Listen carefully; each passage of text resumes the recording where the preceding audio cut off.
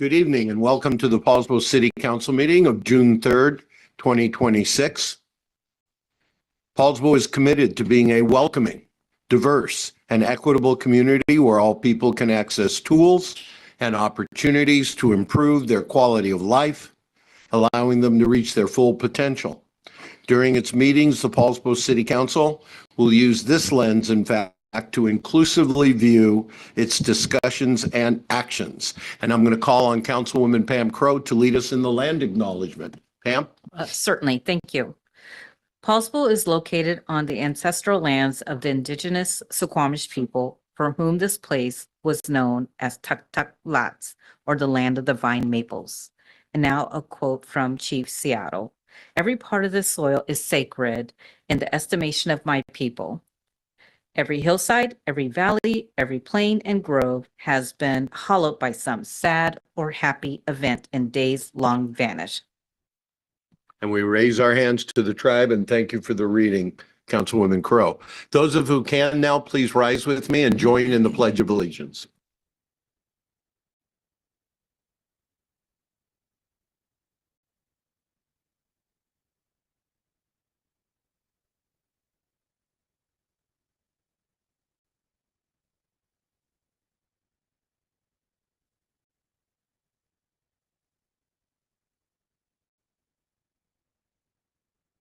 The next item is the agenda review, and council, the agenda stands as presented.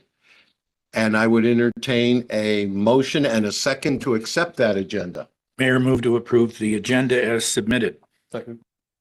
And a second from Councilman Tabor. And to honor Councilman McVeigh's repeated request to speed up, I'm going to try just a voice vote. All those in favor, please say aye. Aye. Those opposed, nay.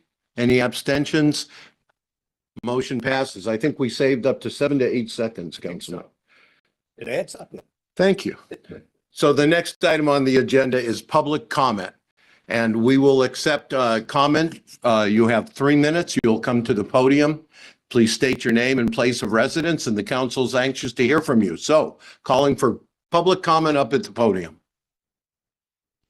Please.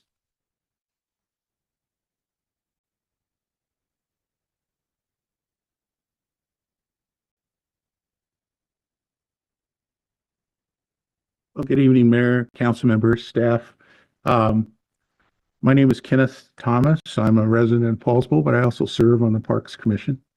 And I just wanted to come and just make a couple comments. I know that the council's been wrestling with impact fees lately, and that's a heavy burden to take on because it's a hard balance because it impacts costs of housing, affordable housing, but yet the new development does have an impact, and so impact fees have to balance that out. So it's a tough one.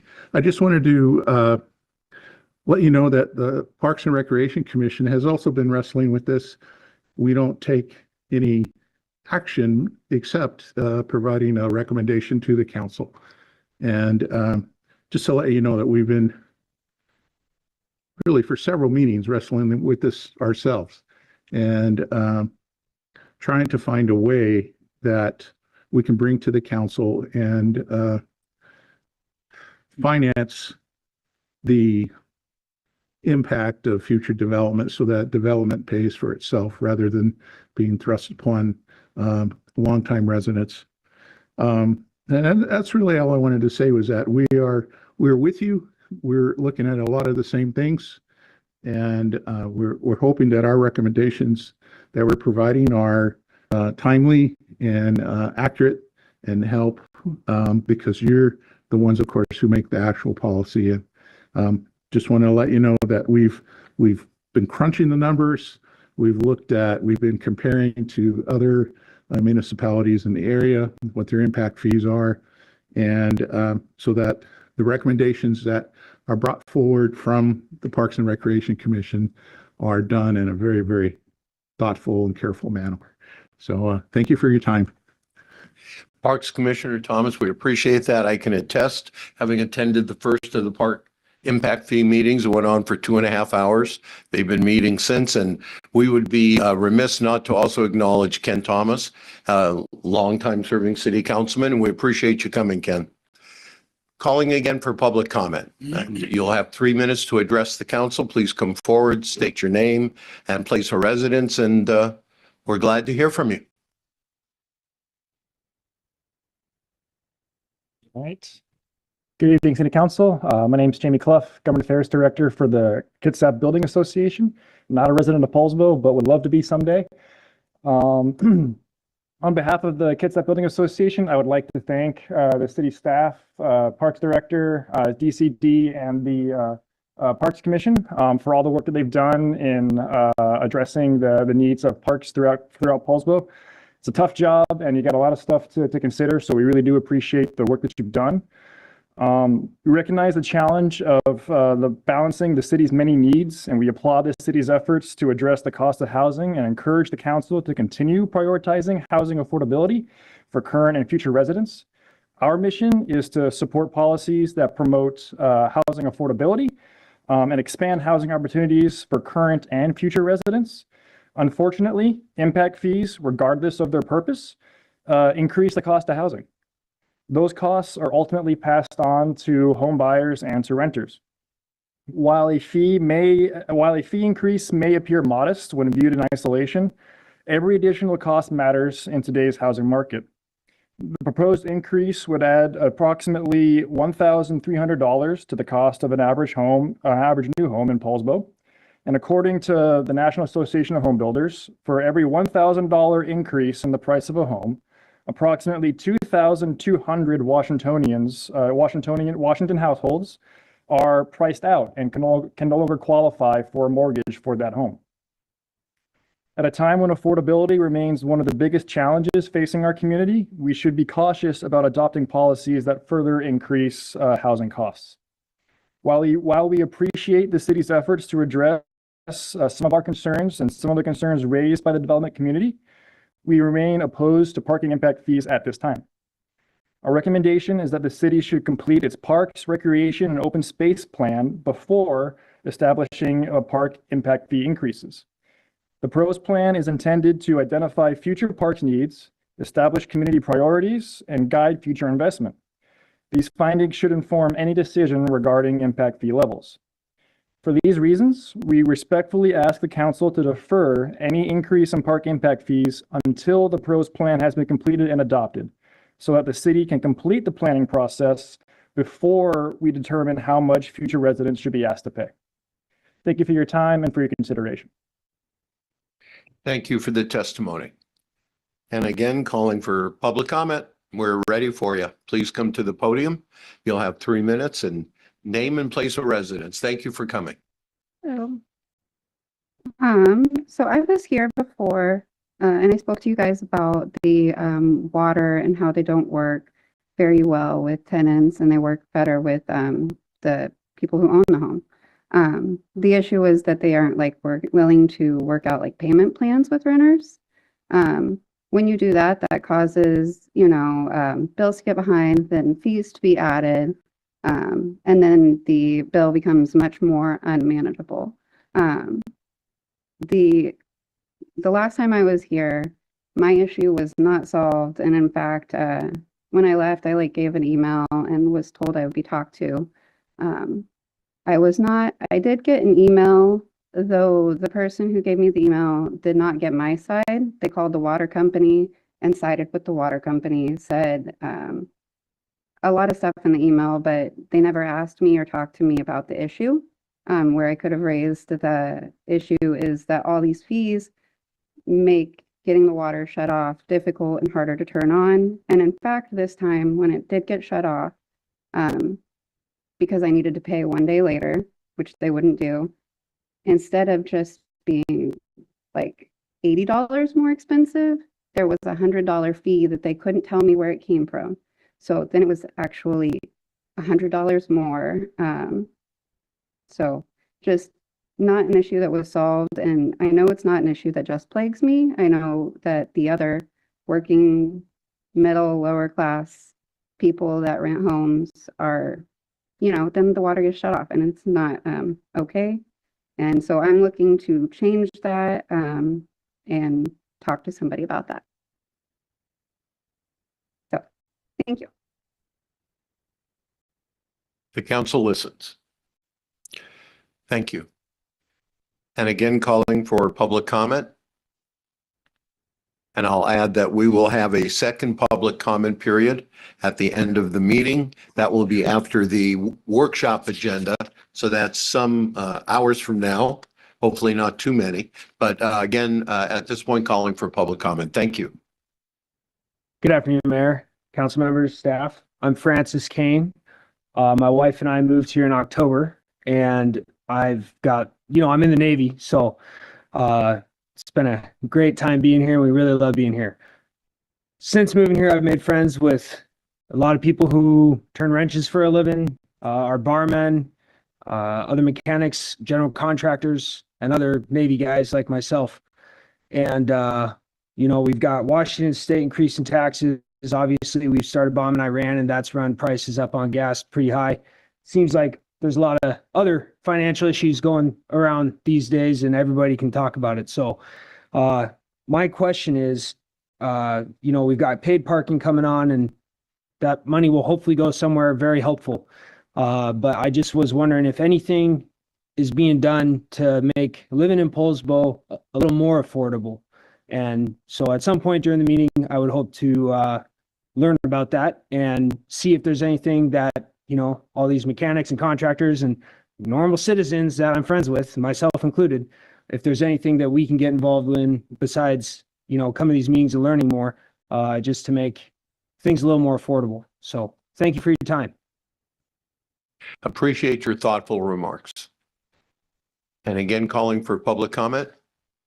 And again, repeating that the council will take a second period of public comment at the end of its meeting this evening. So a last time public comment? And not seeing any. Our next will be mayor's report and council comments, followed by board and commission and outside agency. Then we hear from our city department heads, then a consent agenda. Now, I will share with council that there's been the suggestion made for those of our guests who are here from time to time for the business agenda, that we address business agenda and move it up in front of mayor and council comments.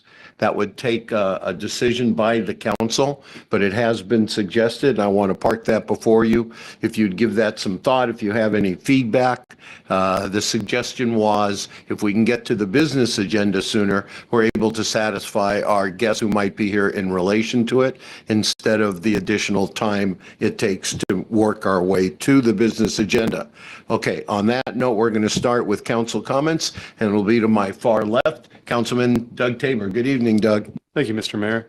And thank you to the community members who came and spoke tonight in public comment. And just a note that it's the council's policy to not respond to questions and comments directly on the dais. That said, some updates for the city. I did a boat along with Officer Timms in the Marine Unit 6, and it was really insightful.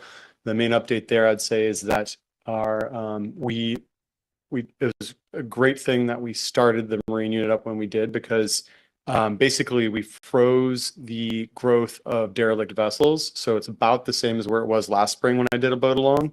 I think the estimation was there's about 25 boats in Liberty Bay and in our end of Liberty Bay, and probably like half those are derelict. And so that number is pretty close to where it was last year, but it probably would have grown if we didn't do something about it last year. And then I saw quite a few, like the raft up. That was previously a large raft up of boats that was gone, obviously, but then we've had some other ones come in and get left there. So and I just want to also commend Officer Timms and his professionalism, and I think it's very timely that we reinstated the Marine Unit and are trying to protect the ecology and the value of our bay. And that's my main update. If I may, Rick, I'm going to cut in front and have to comment on Councilman Tabor's. I had some communication with the police chief this evening. I've been receiving a number of phone calls, beginning with the residents in the Oyster Plant Park area, that's being used as a tie-up for dinghies and small boats, which is not technically allowed. The cleats that are there were intended originally for kayak tie-up, but that's become quite frequented and causing neighborhood problems. And the other remark in relation to Councilman Tabor, and it's a little surprising, you look out on our bay and twinkling shiny waves and many gleaming white hulls, and it seems very peaceful. I want you to know the majority of those boats that are docked out there are transient housing.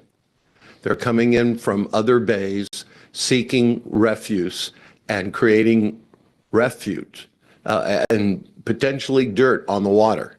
And our hands are somewhat tied. We have a marine unit, so we are experiencing fluctuation in transient housing that's on boats, not in tents, not in the woods, not on sidewalks, but out on the bay.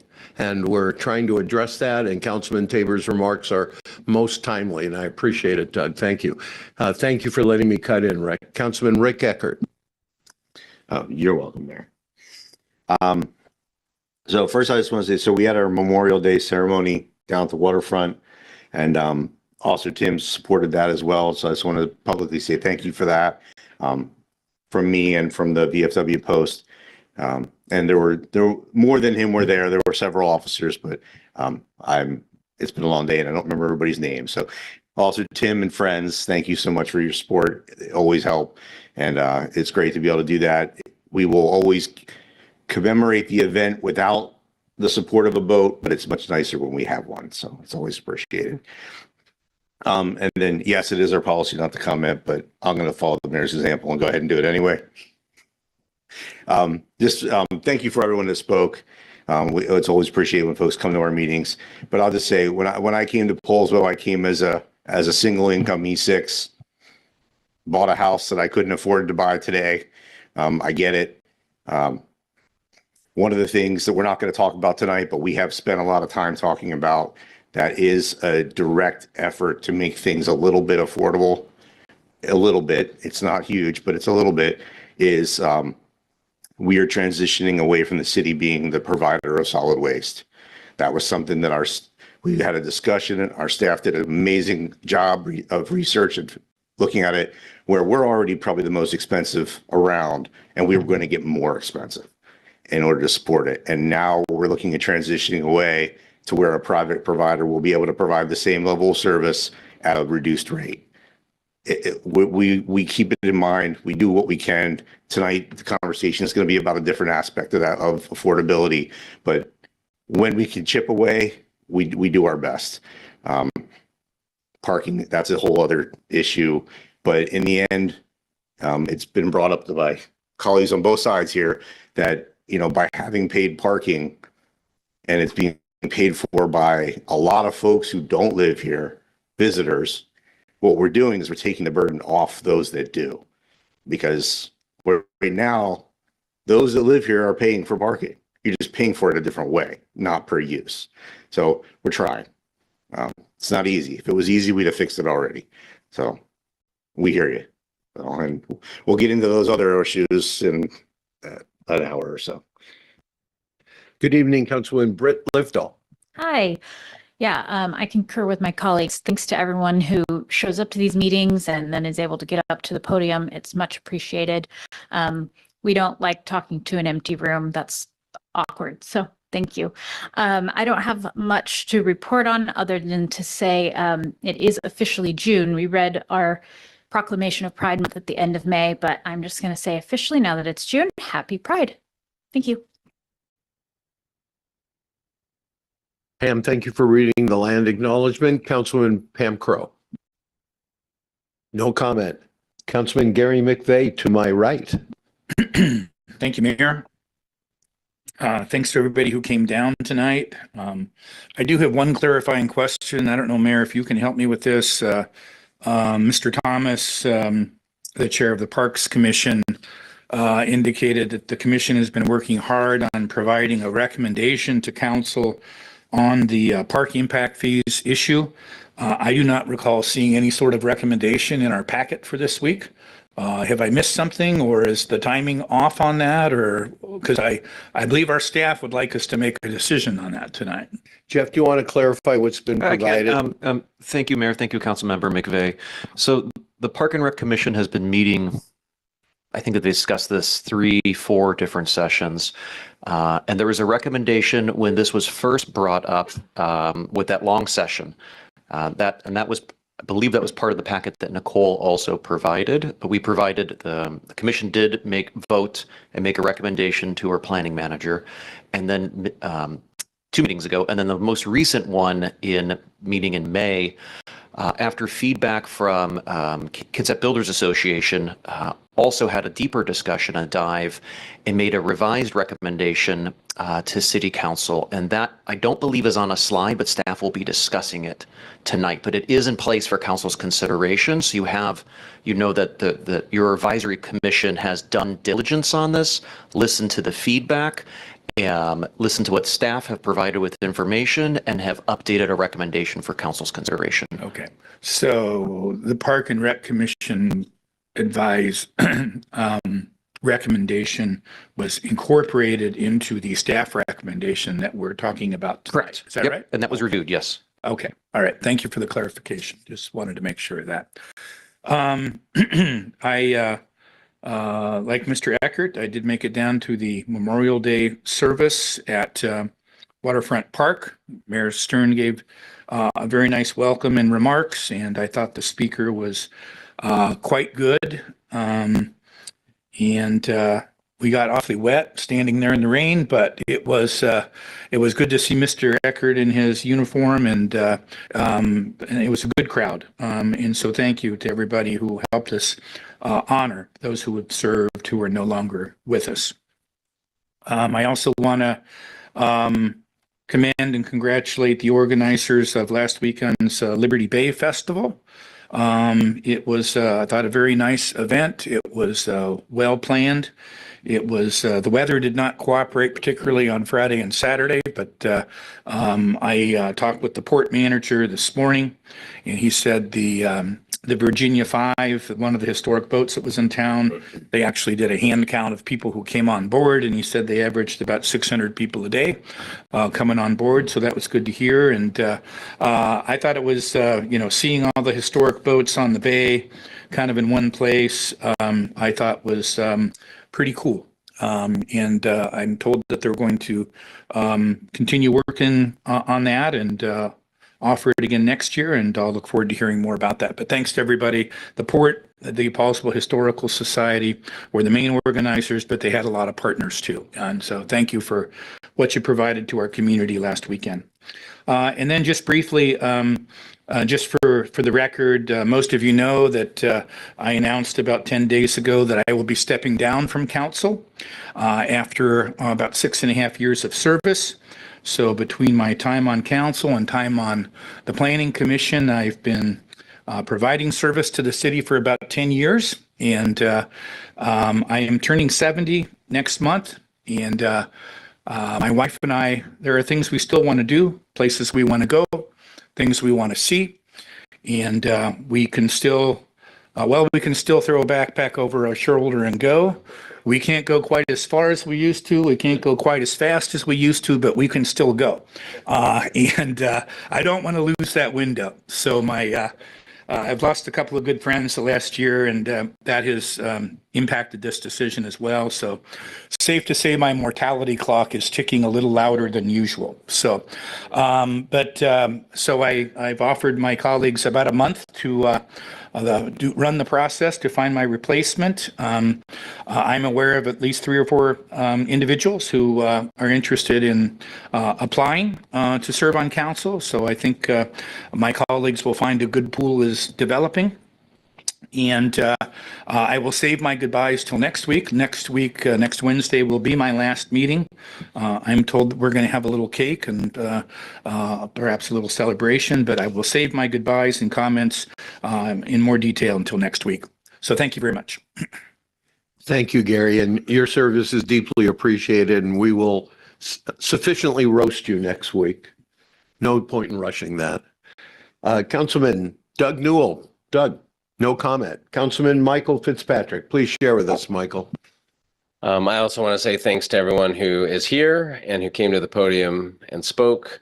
On almost a weekly basis, I have people ask me if we really read the emails and we really listen to public comment. Yes, we do. All of us do. We take your questions and your concerns very seriously. So thank you for your time. I want to build off of something Gary said. I was also at the Liberty Bay Festival this weekend. It was really amazing to see the boats. A few of us up here were on the Virginia Five for their sunset dinner cruise, and that was pretty spectacular.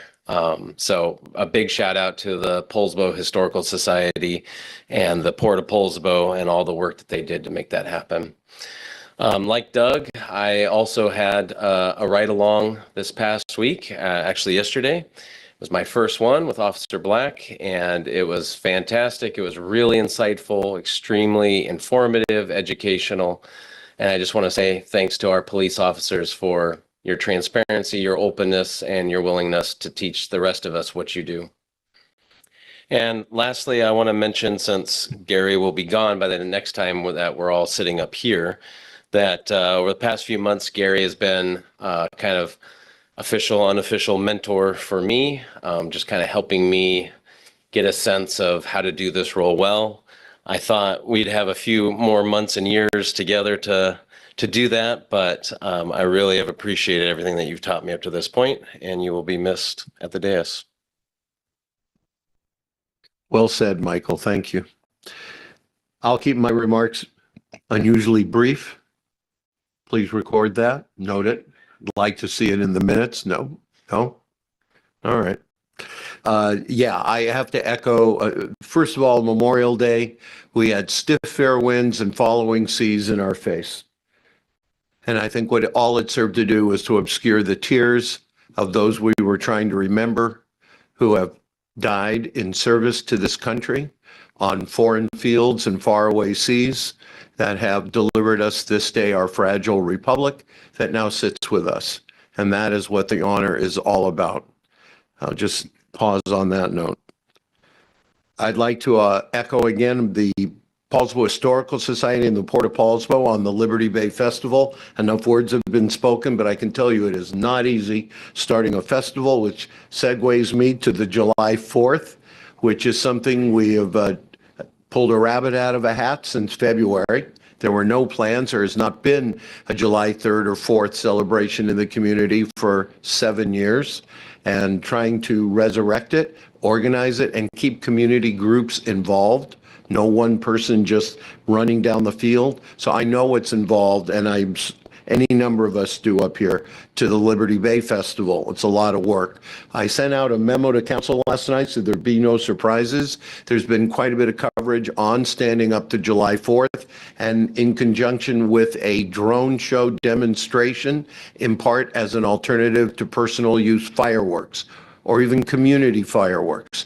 To reiterate to those who might not be familiar, the voters advised the council 2/3 to 1/3 in voting last fall to ban the use of personal fireworks beginning in 2027. The drone show part of it will not be on July 4. In order to better coordinate our police, our public works, our downtown, and yes, even the U.S. Navy. We're pushing this off to August 11th, which will be the last night of our planned summer concert series, which runs from 6 to 8 with some very highly renowned bands playing that evening. And when that ends at 8, it's just a short hop to dusk, closer to 9. And that will right now be anticipated to be the demonstration of an alternative to fireworks, which would be hopefully a very large drone show over Liberty Bay. That's the intention. Another memo went out to you this morning. Those of you at work might not have seen it. We received our preliminary numbers on population from the Office of Financial Management. Those are always in the rear view mirror. When we get our new numbers, it's reflective of the previous year's April. And of course, we have a flurry of home building going on. But as of last April 2025, our population rose to 13,110. And that is roughly a 10% increase over where we were just in a short time ago 2020. April 2020 was the beginning of the COVID isolation period, if you all well remember that, whether you like to or not. And our population has increased nearly 10% since then through April last year. So I just want to put that on the record. Those are estimates, but should be firmed up any day from the state. And then where else do I want to go? I think I'll pause right there and turn back to board and commission and outside agency reports. I know Councilman McVeigh is going to help me with Kitsap Regional Coordinating Council as I had to step out. So let's start to my left again, Councilman Tabor. Any board, commission, or outside agency? None from you, Mayor. Mr. Eckert? No. Councilwoman Livedall, Councilwoman Crowe. If you would help me with Kitsap Regional Coordinating Council, Councilman McVeigh. Sure, Mayor. Yes, yesterday the Kitsap Regional Coordinating Council met in Bremerton, which is the county commissioners, the representatives of all the municipalities, the Navy, the tribes, and it was a nice occasion. Josh Brown from Puget Sound Regional Council came over from Seattle and gave a award to KRCC and our planning officers, planning directors for the work on the pre-approved alternative dwelling units that perhaps people have heard about. We got an award for that. In terms of affordable housing and other issues. I can't remember the actual official name of the award, but it was a nice award. Heather Wright, our director of planning, was there to accept in conjunction with KRCC, and thank you to Josh Brown and PSRC for that award and for coming over from Seattle for that. And then I would say otherwise, it was some updates on a variety of things. One I thought interesting point was as we were talking about ADUs and increasing density through the use of pre-approved ADUs. Commissioner Kerry Bozeman from the Port of Bremerton reminded us all that, it's one thing to improve density, build more housing, but we need to continue to improve infrastructure with the growth alongside. And that is very difficult to do sometimes. A lot of that is up to the state of Washington in terms of better highways and roads and interchanges. But I thought it was a good reminder that we talk an awful lot about the ADUs and adding density to housing, but sometimes not quite so much about having the infrastructure keep up with it. And I think I think we should kind of lay that out as an ongoing challenge for ourselves and the rest of the county. Thank you, Mayor. Thank you, Gary McVeigh. We're gonna miss those reports out, but we'll save that for next week again. I'm going to use that as a prompt for Councilman Doug Newell, who will otherwise be shy. He attended the Kitsap Regional Coordinating Council in the audience, along with 10 other members of the Blue Ribbon Commission. Mr. Newell is your representative on the Blue Ribbon Commission. Might I rely on you for a brief report on that commission report, Doug, off the top of your head? Is it shy or reticent? That's an oxymoron because he's an ex-Navy captain, but I had to tease him with it. No, we're continuing to get organized in that standpoint. After the KRCC meeting, we had a chance to sit down and go over the charter, and I think resolve a few of the issues. And next week, the intention is to sign a charter to go forward. We had a good attendance again yesterday. I think the positive thing is like we discussed last time, is we got a broad section and they're willing to participate. People are trying to figure out how to do something. As you've mentioned several times, I'm not certain we'll be successful. This isn't a high cost area to live in, and there's no magic silver bullets. But we are committed to take a hard look over the next 6 months. I have to say, Doug, I appreciate your willingness to serve. I will call on Michael in a moment, but he's been auditing the Blue Ribbon Commission. I appreciate that. The gentleman who addressed affordability issues in Poulsbo, just know this Blue Ribbon Commission is all about workforce housing ownership in this city on small lots, small houses, what Councilman McVeigh refers to as accessory dwelling units being built out so that on a working person, working families' wages, you can afford not only to live here, but do better than rent, own here. And we are putting all our resources to that. I just want you to know. On that note, Councilman Fitzpatrick, any board commission reports? Just one thing to mention, I've been participating in the CERT training that Dan Schoonmaker has been hosting at our Public Works facility. And I've really enjoyed the experience of kind of going through that training, see what they teach people. It's pretty rigorous. They have 3 8-hour days and 3 3-hour days in which you kind of walk through different procedures that allow ordinary people to become a force multiplier for emergency response in case of a mass casualty or disaster event. And I just think that is something that we should start looking into, of how we can actually get more people from the city to enroll in training, either CERT or training like CERT. I've been sort of mulling over if we had just a one-day training that went over some of those basics that we could get people involved with. But most of the people in the class are driving in from Port Orchard and other places. I'd like to see more Poulsboians come to those sessions. So anyway, thanks. Thank you, Michael. Mayor, did you want to mention the Navy meeting tomorrow? If folks wanted, anyone was interested in going, the environmental impact? Repeat that, Rick. Did you want to mention about the Navy, the environmental impact public meeting tomorrow, in case anyone's interested in I'll going? be happy. Oh, Rick, why don't you just go ahead and tee that up? June 4, 4 p.m. So June 4 p.m. So basically, the Navy is having a public meeting on environmental impact meeting for the addition, replacement of the Columbia class submarines at Bangor. It's at Silverdale at which hotel? It's at the Best Western There on you go. Buckland Hill Road. So At 4 anyone's p.m. interested in going and hearing it's the public meeting as part of the environmental impacts. I'm not able to go, but if anyone else wants to go.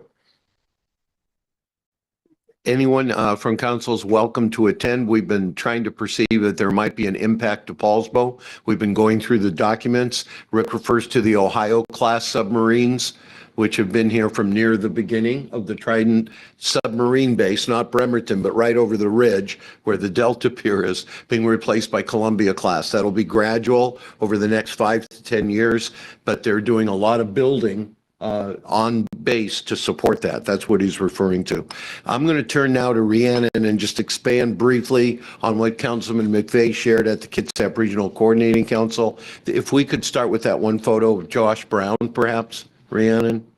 And I appreciate you getting this ready on short notice. Okay, so this is what Councilman McVeigh referred to. We have many folks there from the Blue Ribbon Commission from Poulsbo, about 12 in the audience. But that's Josh Brown. He used to be our county commissioner, 2006 to 2012. He now is the executive director of that Kitsap Regional Coordinating Council Gary described. I don't need to go through that again. He came over from Seattle in order to present a single award called the Vision 2050 Award. It's all 80 cities and 4 counties of the central Puget Sound made this decision. The next slide, if I could, Rhiannon. And that's our own Heather Wright, our planning director. And that's her holding the award. You'll see, in spite of the glare, it reads Vision 2050 Awards. And this is for the pre-approved accessory dwelling unit plans. This has some renown, not only in the Puget Sound, but statewide. These are 6 different designs from 600 square feet on up to 1,000. She led the coordination of the 4 cities, the county, and they're now available effectively almost for free at the counters of each of the planning departments. We're building one up at Robb Park for our park caretaker as a model, so you can kick the tires on what we're talking about. If Heather were here, I'd ask you to join me in applause. She certainly received those in Bremerton, and this is her at the Blue Ribbon Commission up in the 3rd floor conference room afterwards. We're very proud of Heather, and the next time she's here, we will embarrass her with a round of applause if we could all remember that. So that completes my remarks. I'm not going to go through the other boards in the interest of time. We're going to turn this over to our department heads. I see Brooks is occupying Rob Gelder's place. Brooks is our information technology director. Brooks, you want to catch us up on the programs you're implementing? Oh, just lots of things going on in the world of IT. Right now, I'm trying to sit in as many of the ERP system meetings with finance and other folks from the city as possible. I'm really thankful that Councilmember Tabor was there with us yesterday for a big chunk of the day, and I missed him this morning for a prior commitment for me, but his insight has been very helpful. Brooks and Maurice are more than busy. I can attest to it. And next, I'm going to call on Deputy City Administrator and Finance Director Debbie Boer, who you should know has been filling up this room virtually every day since last week with the selection of our next financial software package, demonstrations for each department. The City of Bremerton's been up here and other folks because there's so much interest, and it's been quite the effort, and it continues. Debbie, why don't you catch us up? We are working on, as you said, we are in our last demonstration tomorrow. We've had a demo, two full day demos from 3 different vendors, and then we did a quick update from our current vendor. And so we're evaluating, we're asking for as much staff participation. We have evaluation forms. We're using our consultant, and everybody sends something in. Once we go through all the demos, we will regroup with everybody and get their feedback, and then go forward with the selection process. So it's quite involved. It's a lot of time and effort. So I appreciate everybody who's participating. We're also working on our audit. So we have sent an entrance date with the state auditor, and I believe I sent out an email with the date and the time to let us know if you would like to attend. It will be by Zoom, so you can do that from the comfort of your home or your phone or wherever you're at. Just let us know so that if there's a quorum attending, we can announce that. And so just moving forward. So, and we are short staffed upstairs. We have some people out, so we're just all working as much and trying to get as much done as possible. So thank you. At the end of this process, Debbie's talking about, you, the city council, will be making a very large investment in our first big new financial software package in 20 plus years. And it's a major investment. It's a major investment of time and resources, not just money, and will govern a lot of the operating systems within the city. So we're approaching a major milestone. I thank you, Debbie, for leading that. I'm going to turn next to our Parks and Recreation Director, the fantastic, the wonderful Jeff Osmek. Jeff, please. I do. Okay, well, maybe I put that photo up and that's why I'm getting praised. So this is a great photo. We want to give a big shout out that we had our 3rd annual National Senior Fitness celebration was it last week? Well, recently in May, at the end of May 27th, as well as, and that accumulated in the ribbon cutting, you'll see here with the mayor, council members, Josh Jones, and a number of our Park and Rec commissioners and community members for the renovation of our community room. It took 3 years, a lot of community support, council support, mayor support, and I am pleased to share just a few photos of just how fantastic this event was. Also, just another shout out to Josh Jones and the terrific Public Works crew. They helped make this all possible. It was emotional. It was fantastic to see how many people came out to support this, but it gets better. So just wait here. This room's being used every day. It's being used. You'll see 2 photos from today with free community senior classes. We're partnered with the North Kitsap Senior Community Center, the library, our partners at the Suquamish Tribe at the museum, and a number of others.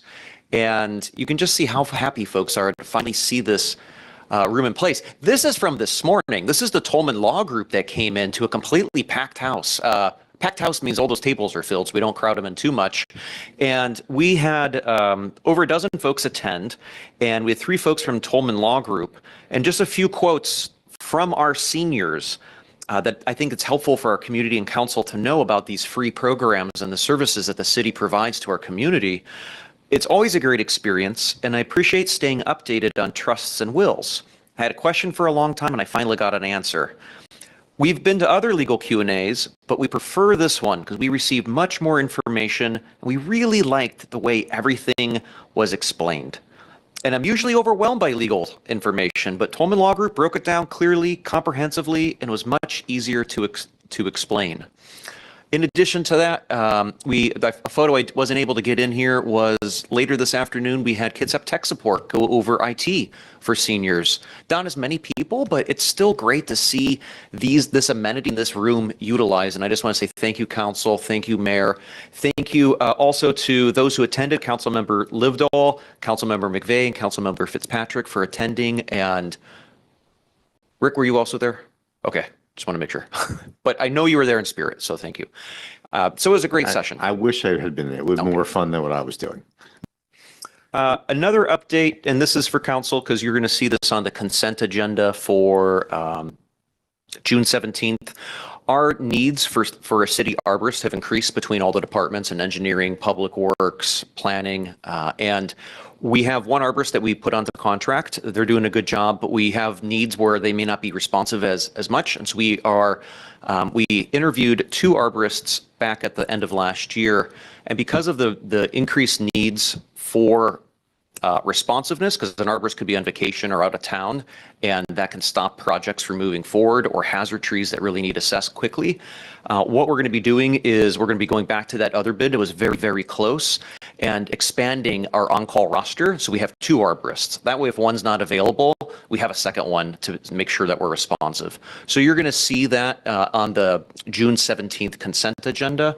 The budget comes out of department budgets, so there's no budgetary impacts. It's based on departments. And it's all based on whatever the applicable project is. And then the final thing for your awareness is RCO, Recreation Conservation Office, has, and you're going to hear a little bit this on the pros, regarding the pros plan and park impact fees. There is a grant that is due on July 15th. That staff will be applying for about $125,000 is what we're estimating right now for a professional consultant to help with our 2028 pros plan update and give it a really great boost. So we're going to be aiming for that grant, and we're also going to be putting in a planning grant for a Robb Park master plan. Because everybody wants everything at Robb Park, and we want to know what the community wants, so we have a vision for Robb Park, and to do so with statistically valid surveys and extensive community outreach, so we're representing the community well. Just letting you know what's coming up that we're going to be applying for. Very thorough, Jeff. Not seeing any questions from council. I'm going to call on Mike Lund, our Public Works Department Manager, but the other department heads, Diane or Ron, as he finishes up and you have anything to share, please come up to the table as well. Mike, fill us in on Public Works. Excuse me. I just want to give a quick update. You were mentioning the ADUs and the Robb Park caretaker project happening. The foundation is poured. We were supposed to pour the slab this afternoon. I didn't make it up to double check, so I'm hoping that the slab got poured this afternoon. And then walls will start going up tail end of this week, next week. The walls are stacked on site. They were pre-built by West Sound Tech, the kids at West Sound Tech. They're on site. And I believe there is a volunteer day next week for the city volunteers to be up there and help put walls and stuff up too. So it's coming along. It's coming along good. I have to add, Mike, the original park steward, trailblazer, Robb Park Nature Trail, my dog Cal, was among the first to recognize the new foundation. He did not have a bottle of champagne, but he found what was handy to pour there and celebrate alongside all the hard workers. So it was great, and we appreciate that greatly. So I'm turning to the police chief, Ron Harding. Thank you, Ron. Just want to offer some thanks to Councilman Tabor and Councilman Fitzpatrick for coming out for a ride along and extend that invitation. I know council, you are all very busy. If you ever get the chance, all you need to do to schedule a ride along or boat along, your preference would be to contact either me or Lieutenant Sean Zeman, and he'll schedule that for you. We love to have you come out to be with our officers. We're proud of what they do. Best way to really get a feel for their job is to hear it and see it from them. So you can have, I can talk about it. It's just not the same. They're doing the work, and we're very proud of the work they do. So if you get the opportunity, we really encourage you to schedule something. Thank you very much. Sounds like Councilman Fitzpatrick even had an exciting time, Chief. Sometimes that happens. Sometimes that happens. Yeah. Could you also share, I know there were the remarks at the top of the meeting about the transient boating situation on the bay. Yeah. I know we have a Marine unit headed up by Officer Dave Hausberg. Yeah. What's the opportunity for this council to do a boat along in addition to a ride along? What's all involved? It's really that simple. Just get a hold of Lieutenant Zeman, ask to be scheduled for a boat along, and we'll schedule that instead of putting you in a police car. You go out on the boat. And we will have an update later this summer. That's really when we have the opportunity to ramp up the program. We get some more staffing with our SRO being freed from school duties. They get to go out on the bay more often. So the boat will be working full-time or close to full-time through the summer. Otherwise, it's difficult to staff it that regularly, but we'll make as much progress as we can through the summer months. I'm sure the council, based on need, would be committed to resourcing as we move forward with our new budget as well, Chief. I'm sure of that. Is that your entire remarks? That's it. That's it. I know we have our Public Works Director, Engineer Diane. Anything to share with us? She's shaking it off. And I turn to our City Clerk, Rhiannon Fernandez, who is glad, Rick, that you attended only in spirit the dedication of the new Parks Department kitchen, because if you had failed to notice for quorum, causes her heart strain, sweat, and gray hair. I was doing records things that Rhiannon would commiserate with at the same time. So Rhiannon, anything to share? No report from City Clerk. And we already heard from Information Technology, so we are moving on. The next item on our agenda is the consent agenda. I'll read the qualification. All matters listed within the consent agenda have been distributed to each member of the City Council for reading and study already, are considered to be routine only, and will be enacted by one motion of the council with no separate discussion.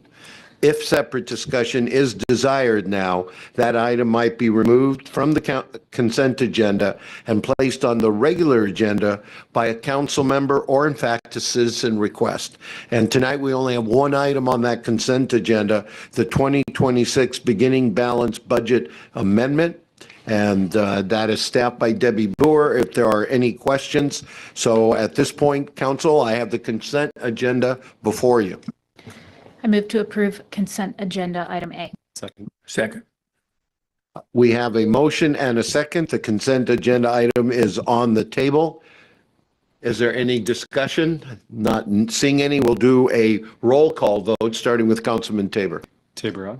Eckert, aye. Lived aye. Pro I. McVeigh, aye. Noel, aye. Fitzpatrick, aye. I thank the council. And before we move into the business agenda, I just want to qualify. It does read 2026 beginning balance budget amendment. This completes last year's work because it's the carry forward, reconciled. And so at this point of the year, we know exactly where we are with revenues and expenditures. And I just want to footnote that the Mayor's Finance Working Group, which is comprised of Councilman Tabor, Councilman Eckert, Councilman Newell, working with Debbie and our City Administrator, Rob Gelder. One of the reasons we would even be weighing going to cash accounting versus GAAP accounting is in order to move this kind of information forward in a more timely way. It is not staff's problem. It is part of our government accounting procedure that accounts for the delay. So that's one of the items we've been turning over in the Finance Working Group. I will now move forward to the business agenda. The first is a public hearing, in fact, resolution number 2026-09, the 6-year Transportation Improvement Program, 2027 through 2032. I'm going to open up the public hearing at 5:54. We have a large group of people who agreed to sign on with invisible ink. So with that said, I am calling for any public comment impromptu that the public might wish to come to the podium. You would have up to 5 minutes to comment on our Transportation Improvement Program. That is a governing document covering a multi-year period. Calling for any public comment. And Rhiannon, did we have any public comment submitted by other means? No. And a last time calling for public comment before turning it over to City Council. And I will, seeing none, close the public comment And this will be staffed by Josh Rains, and we'll open it up then for council discussion. Josh, would you lead us? Yeah, good evening. Thank you for that. First off, I just want to say thank you for the robust discussion and the TIP and the effort that went into council for ranking the project. So I appreciate that. In the years that I've been involved with this process, this year got the most discussion about the TIP and our plan for the next 6 years and how to rank our priorities. So thank you for that. So this is the presentation that I gave a couple weeks ago, so I wasn't going to go back through it, but I did just want to provide a quick update. I updated this slide, which is the project ranking, as well as on the right is the council ranking. So we had 5 council members submit their ranking of the projects. And so with that ranking on the right, I went back and I plugged it into these different elements of the equation for our scoring of priorities. And the ranking on the left is the outcome of that. And just a couple notes regarding these projects. We did add one project, as I mentioned, and was discussed at our last council meeting, which was, well, we didn't add it, I should say we modified it, which was the Hostmark Overlay Project. We modified that project to include sidewalk improvements. And then also with further council discussion, we modified the 4th Avenue Sidewalks Project to be a 4th Avenue improvements project from Hostmark up to Torval Canyon. You may recall previously that the project limits were from Iverson up to Torval Canyon, but we've extended those project limits down to Front Street to capture some of the lacking sidewalk along 4th Avenue, as well as the roadway improvements associated with that. That's all I have for tonight, but I'm happy to answer any additional questions. I'll start a quick remark and then turn it over to council. And if you'd alert me, if you have any questions, concerns, statements you wish to make, let me know so I can get it in an order. I completely concur with this. And I've heard from a number of you just in the last month, again, elevating further the 3rd Avenue improvements tied together with the Front Street improvements. We've had some discussion on a very high level that Front Street would tie into 3rd Avenue potentially, creating a one-way loop of Front Street moving south, then the short block up Postmark over to 3rd, which right now is Mayor Becky Erickson was fond of saying, our favorite goat path in town. And then turning on Mo, where the city hall is that we're in right now, to my left here, down a short block to Jensen, and you're back on Front. And that would constitute a one-way loop, which would then might afford the city the opportunity for enhanced pedestrian amenities. It'd have an impact on parking, on safety, and on traffic calming. So I completely agree with that. And that is something the council has told me they'd like to see elevated even further in terms of the time frame over the next 12, 24, and 36 months to put the pieces together. And my last comment is the 8th Avenue Safety and Mobility. For me, I've been meeting one group on mobility is the bicyclists, multimodal. That's a key intersection for accessing the town on the route we're envisioning. Nothing decided yet, but really improving that intersection to get to Iverson and then down into the downtown. So council, please, who would like to comment? I see Mr. Fitzpatrick, followed by Mr. Eckert. Josh, thanks for this. Very happy with how your ranking turned out, and look forward to seeing these plans unfold. And just to let you know, it is my plan to sit down with you to talk through some of these so you can kind of fill me in on the details. But one question I'd like to ask now is for that 3rd Avenue improvement, is there any chance of that extending into the intersection at Iverson, or are you going to stop at that intersection? Yeah, the current funding and plan is to stop at Mo Street, between Mo and Front Street, Right. or Hostmark. At Mo, so we're not going past City Hall at all. That's correct. Okay. I just wonder if there's a plan with, say, Sunset or Iverson or something like that to get that intersection taken care of, because it's such an important piece to all those roadways. Yeah, and I would note that some of that intersection will be addressed or impacted with the next development that's currently under design there at Right. Jensen. So, Okay. Mr. Eckert.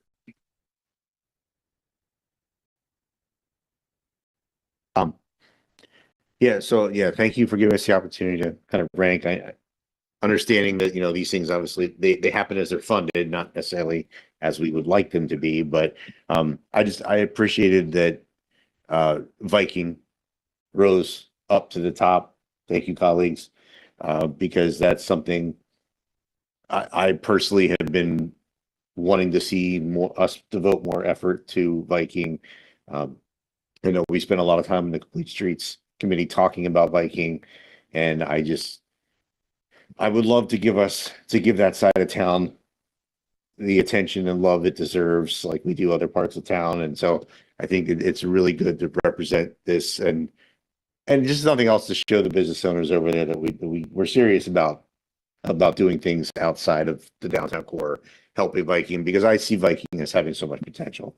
So I really appreciated that. And it just, yeah, I mean, these projects, I mean, the biggest thing is funding. So let us know when grants come up. Let us know when the opportunities are to, start tackling this list. Because as we know from the other projects, this is not a 2-year list. It's not a 6-year list. It's probably a 20-year list, but we got to start somewhere. yeah, thank you for that, Councilmember Eckert. I would just like to add on to it, since you brought it up, because you brought up a great point, is this list is not necessarily the route that or the path of sequence of projects that we will go. It's as the funding becomes available, we will seek a list or a project from this list that is the most applicable for that funding. And so depending on the funding as it comes up, we may grab a project that's a little bit lower on the list because that's the most fundable for that grant application. But this gives us as staff a great understanding of council's priorities through the city, and we'll look forward to working through this list. I'm glad Mr. McVeigh raised his hands, because if he hadn't, I was going to prod him into salutatory remarks. After 6 years on council and numerous years on planning commission, he's as familiar with some of these names and projects as anybody up here. Gary, hold forth. Thank you, Mayor. But the reason, that's true is because we haven't had enough money to get to do some of these projects, right, Josh? That's why some of them are still on the list and have been on the list for a long time. But I'm hopeful. If it's not on the list, chances are it's not going to get done. So this is really, one of the ongoing first steps, if you will. But I want to thank Josh. I know he incorporated a number of council suggestions and comments here, and the street condition of our roadways has always been a bread and butter issue for council members, and I see it probably continuing to be so in the future. I know we incorporated some suggestions from Councilmember Newell on Hostmark and the improvement of some sidewalks. Some comments from myself on 4th Avenue improvements. Really glad to see the fjord traffic calming and pedestrian enhancements on here. Any given day you drive down fjord and you'll see lots of people running, biking, walking, etc. And that is an ongoing concern, and I'm glad to see it at least ranking number 12 here. I concur. I support the list. I want to thank Josh and my colleagues for a good process. Council, any further remarks or discussion? And not seeing any, I would entertain a motion and a second. Mr. McVeigh, how about a salutatory motion? I'd be happy to get there. I just have to get to the beginning of the presentation here.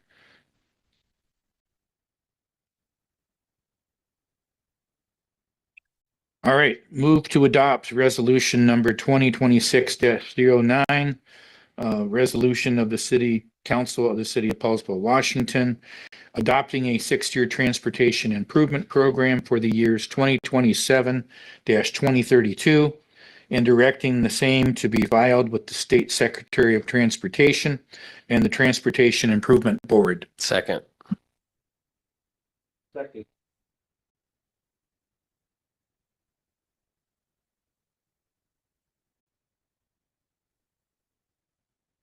It helps if my mic is on. So, any further discussion from council, just so we have it on the record. So seeing no further discussion, I'm going to have a roll call vote to my left, starting with Councilman Tabor. Tabor, aye. Eckert, aye. Lived all I. Crow eye. McVeigh, aye. Newell, aye. Fitzpatrick, aye. Hey, that deserves an applause. Josh and Diane and everyone. Thank you, council. A big governing document for not only our work, but the money we spend in the city of Poulsbo. The next item, 9B, is an amendment to the interlocal agreement, an ILA, it's called, with Kitsap County Traffic Safety Task Force. And that's going to come back to our police chief, Ron Harding. Thank you, Mayor.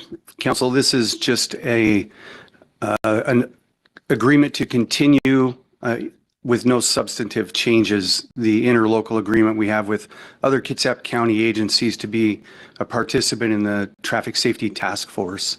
So there are no cost changes or substantive changes. It's just the date has expired of our current agreement. We'd like to extend that into the future.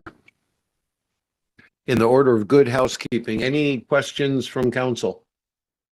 Not seeing any, again, I'd entertain a motion and a second. Mayor, I move to approve amendment to the ILA for continued participation in the Kitsap County Traffic Safety Task Force and allow for the mayor's signature. Second. I have a motion and a second, and I'm calling and not seeing any further discussion that's noteworthy. I'm going to start to the far left again on a roll call. Mr. Tabor. Tabor, aye. Eckert, aye. Lived all I. Crow eye. McVeigh, aye. Newell, aye. Fitzpatrick, aye. Thank you, council. Item 9C, implementing our favorite subject, special event paid parking policy. Again, Parks and Recreation Director Jeff Osmick. Thank you, Mayor. Good evening, council. Good evening, community members. We are bringing this back on the business agenda. This was previously on the workshop agenda and was requested for a discussion. Just the recap, with paid parking starting in Anderson Parkway this month, reserving or blocking parking stalls for special events are going to incur costs. There's a rate sheet in front of you in the packet, but it's peak season right now, so it's $3 an hour or $24 a day per stall. And event organizers would be responsible for covering these fees because they're taking up paid parking stalls. Total cost will vary based on how many stalls they utilize.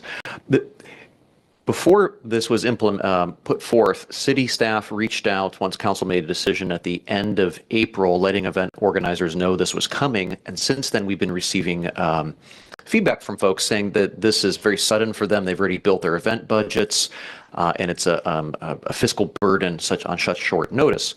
So staff have listened to their concerns, and brought forth to council a consideration. And the consideration is, and I'll put this on screen, just give me one moment here.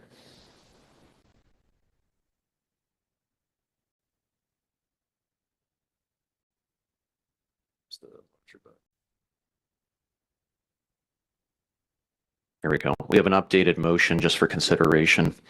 And what this is for folks who have already submitted special event application permits by June 17th, that gives an extra 2 weeks from today as well, that their special event parking fees would just be waived for this year only. It's only for this year, and it's for folks who have been did not have in their budgets that they would have to pay for these stalls. They were caught unawares.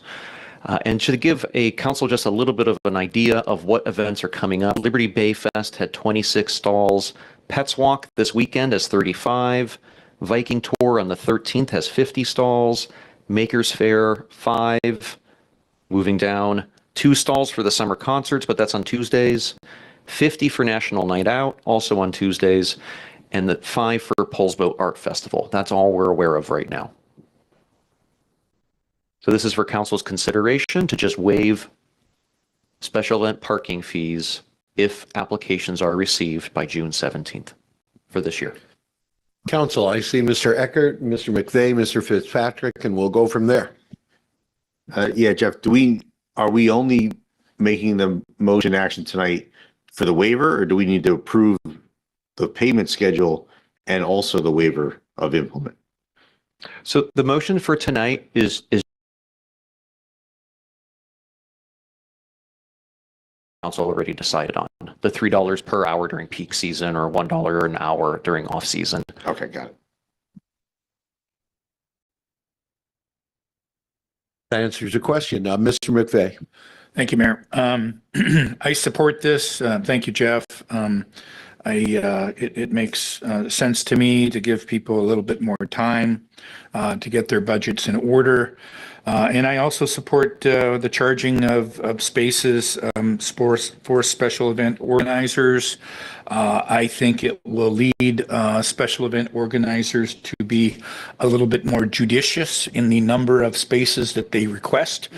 I think that has been an ongoing issue. And any time that we do reserve spaces, especially 30, 40, 50 spaces down in Anderson Parkway for special events, we hear about it from business owners who are concerned about what it's doing to customer parking. So there's a lot to balance here, and I think it's the right approach, and I will be voting in favor of this. Thank you. Mr. Fitzpatrick. Comment. Any other discussion, council? Questions? And what is the desire of the council? We have a motion before you. I'd be happy to make a motion. Move to approve waiving special event parking fees for calendar year 2026 at Anderson Parkway for special event organizers who have already submitted an approved application to the city by June 17th, 2026. Second. There's a motion and a second. Any further discussion? Mr. Eckert. Yeah, so I just want to say, I touched on it briefly last time. I did ask Jeff questions about specifically Viking Fest, and how this would impact them next year. And the whole planning schedule. Jeff has a good loosely conceived plan, where essentially we have another category of events. And so just to keep that into thinking that our excellent parks director already is on this topic. So yes, the events that are 3, 4, they'll figure it out. Those that are 50, yeah, I agree with Gary that they probably, need to maybe rethink their floor plan and layout and how they want to do events, and they can address some issues. Viking Fest is a whole other animal. The Veterans Day Parade is a whole other animal. There's some things that we have that are a little different. He's already thinking about them. We'll talk about them later, but I think this is a good way to go in the meantime for, as we said, parking is valuable. And if we're going to charge folks to use it, we also have to charge these vendors when they want to occupy it, because it takes away from the customers. So I think it's something we need to do. Not seeing any further question or discussion. I'm going to call for the question. Again, a roll call to my far left. Mr. Tabor. Tabor, aye. Eckert, aye. Lived all I.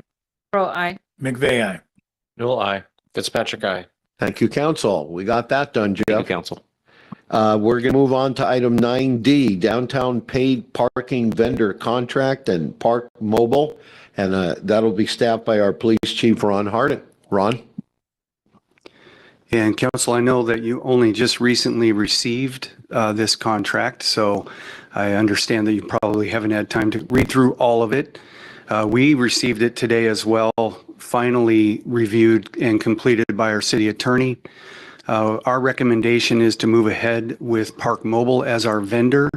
The reasons for that are fairly well summarized in the summary statement that you received, and I'm sure had a chance to read. I may just stop there for a moment to see if there are any questions. I do want to acknowledge that Deb Boer and I'm sorry, Kelly Zeman. I do know Kelly. We just see each other every day, but it's been a long day today. So anyway, they shepherded this through really the process. And if there are questions, I would ask them to probably help me field those. Great way to spread the responsibility around, Ron. Very subtle. Yeah. All right, council. Questions for the police chief? Mr. McVeigh, then Mr. Fitzpatrick. Thank you, Mayor. So Chief, just to clarify, I did have a chance to at least give a quick read through of the contract that's in our TO packets tonight. Our city attorney has reviewed and approved this. Is that correct? That's correct. Okay. All right. And then I noted that It looks to me, it's essentially a 3-year contract, and it can be terminated by either party with 30 to 60 days notice, depending on sort of the circumstances, correct? Yes. Okay, all right. I know we looked at 2 other vendors as well. Can you identify those for us, Chief? The other 2 vendors that we looked at? I'm going to ask Deb to help me with that, or Okay. Kelly. And one of them was Laz, who's doing our current enforcement, and who was the other one? Passport, sorry. That was a week okay. ago. Okay. And am I correct? We use Passport for some work with our court system? Am I remembering that correctly? Yeah, Passport provides a service for the ticketing. Okay, okay. All right. Thank you for that. I was secretly hoping that we would end up recommending Park Mobile because it is used by the Port of Poulsbo and the Sea Discovery Center, who, by the way, have been charging for parking downtown for years now. That sometimes gets overlooked. So I think it will be more customer friendly for people using our downtown rather than having a bunch of different systems and having to download the softwares onto the apps onto people's phones. They may be familiar with it already in some cases because it has been used downtown. And I also particularly want to note, and I appreciate the different ways that people can access Park Mobile. As I understand it from the summary and the materials we were provided, people can download this on their phone and use the app. They can take a picture with the camera and use a QR code. And for seniors or others who are technology challenged, you can dial a phone number and pay by phone. So I really like the fact that they cover all those bases. I like the fact that they are providing the signage for free as part of the arrangement. I guess I'm sorry, I shouldn't be going into that. I was supposed to just be asking clarifying questions. What I'm here? I'm on a roll here. So anyway, I think those are the questions I have and some of the things that I noted about the contract we have in front of us. Thank you. You deserve to be on a roll, Counselor. All right, next we have Mr. Fitzpatrick. Thanks, Mayor. Chief, I also have a couple questions that you probably don't want to answer, so feel free to punt to Debbie or the appropriate person. The first is to just get a sense of how to read this in terms of the cost. So I see that Park Mobile will be taking 20 cents plus 3% for each transaction. That's how they make their money. But on the other side, on page 2, I see that there's a user fee, 40 cents to be paid solely by the Park Mobile user. Can somebody explain to me what that is? That's a fee that we are passing through to the users for the cost of the software for them to process that software. So does that mean that paid parking in Anderson is $3.40 per hour? Yes. Okay. I think that's worth noting.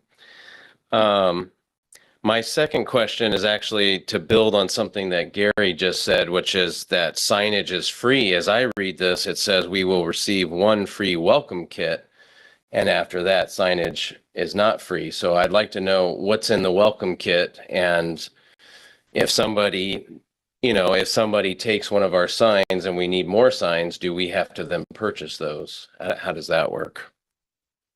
I think they start you with a kit to begin with, and since we do not have a sign printing, they do it. I would assume if the signs disappear, they'll replace at our cost. Almost every vendor, I think, said the signs were at our cost, and then Park Mobile started with the startup kit. Also, I want to add to Councilmember McVeigh's comment is this is the only vendor who actually had a live operator on the phone to answer those questions to help them through support, which was part of the determining factor for using this vendor. Oh, that's great. Will they provide enough signage for Anderson for free in this welcome package? I don't believe so, or they will? Okay. So they'll provide what we considered enough, but if we get down there and decide we want more, I'd assume that we would have to buy those. Thank you, Deb. Part of the signage is a stencil that will be applied to every parking space. That's supplied to Public Works, but it is our Public Works who will incur the time and cost of applying the paint to those stencils. So that will be a portion of it. Yeah.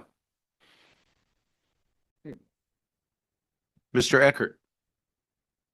So can I just ask, yeah, this is a clarifying question. So are we numbering the spaces then? Come on up, Kel. One more time. I'm sorry. Are we numbering the parking spaces? You said the welcome kit comes with a stencil. Yeah. The stencil is just a large P to Got it. designate that that's paid. Okay, perfect. Thank you. Yeah. Yeah, so we were just, because other parkable places, it's a zone versus a specific space numbers. Yeah. So, well, yeah, Michael's point, but I think that we'll move that to after the motion because that's more of a, but question wise, if you could just clarify, just so everybody's on the same page, the enforcement mechanism of this, how we're gonna do that, I presume we retain Blaz like we're doing now, but if you could just expand. Yeah, we will retain LAS. They already interface with Park Mobile and other venues, so that's already established. They have that relationship. Further questions, council? Mr. Newell. Start date? That's a good question. Sometime in June, we hope. Kelly, could you identify yourself too? I'm Kelly Zeman. I'm the Police Administrative Director. So I take care of the contract management portion for the police department. And in answer to your question, as soon as we can approve the contract, they can start getting the signage ready for us and start building what they need to build. We're only doing Anderson Parkway, so it's not a big footprint. So they'll be ready to hit the ground running. Estimate, possibly depending on signage, when we can get those installed, working with Public Works, doing the P stenciling, excuse me. Ideally around the first part of July would be a little aggressive, but that's our hope. And to add to that, the vendor said systematically they're ready to go. It's all about getting the signs up so people know what they're doing. Councilwoman Crowe. Yeah, I do have, if I heard correctly, in reference to what was called out about the user fee of 40 cents, meaning that parking would be $3.40. Did I understand that correctly? That is correct. And then there is an associated sales tax, which we don't have any control over. That has to be charged and passed on to the state. And then there is a merchant user fee. So there is a small percentage per transaction. That's not based on hour, that's based on the time that an individual parks, whether it's 1 hour or the full 8 hours. So, you know, I know it can't be resolved or addressed in this moment. That's such a concern because I understand that if there's any adjustments that we can do on our end so that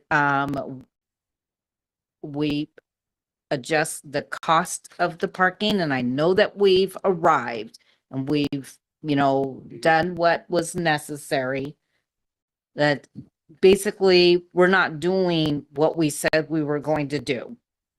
So I see on page 5 at 7.6 fee increases. So say that occurs, then folks can end up paying more, so basically we're not doing what, we have reassured the community while hearing the voice concerns of the community. This amount is a surprise, so that's just, I know I'm supposed to be asking a question, but I can't help but also comment and share that concern, that I understand that we didn't have control over what this looks like, but I think we need to pivot.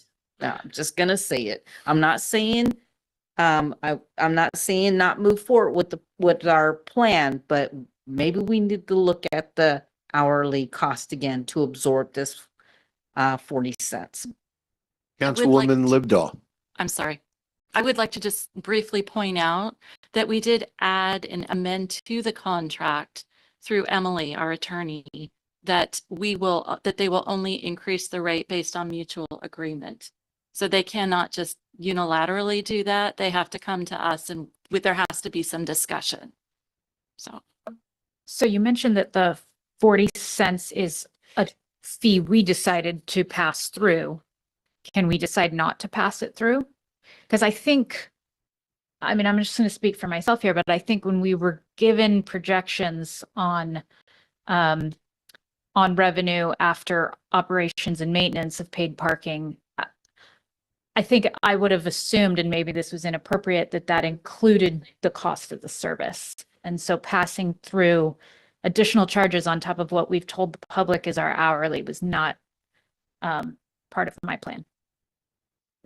So can we change our minds on passing it through? That's the question.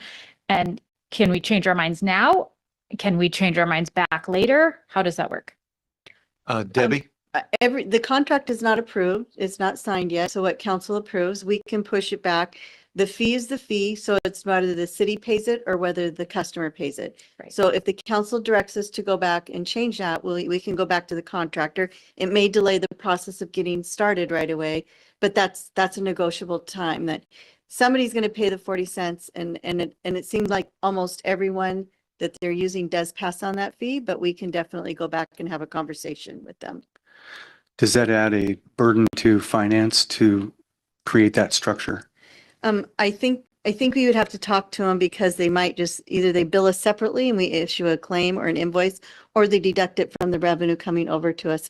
And I'm not sure on their end how they facilitate it, but either way we can make it work. I mean, everything's a burden, right? Even on you guys too. So, but we make it work. And if that's what council wants, and that's what we will do.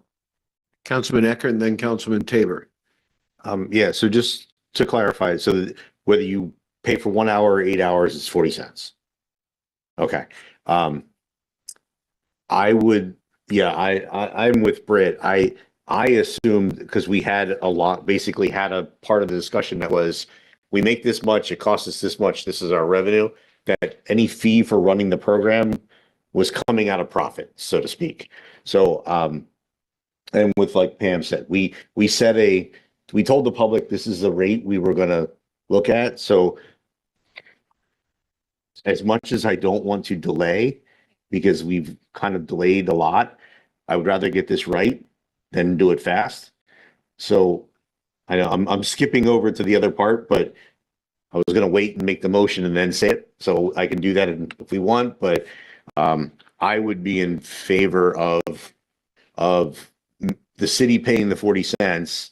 So we keep the rate. It's still going to be $3 plus the sales tax. We can't pay the sales tax, but if that we cover the fee, because we said all along, revenue from this paid parking is going to go back into parking. So we should cover the cost. I just think that's part of what we discussed. Mr. Tabor. I just wanted to, so this was per hour, this fee, or just the one-time use?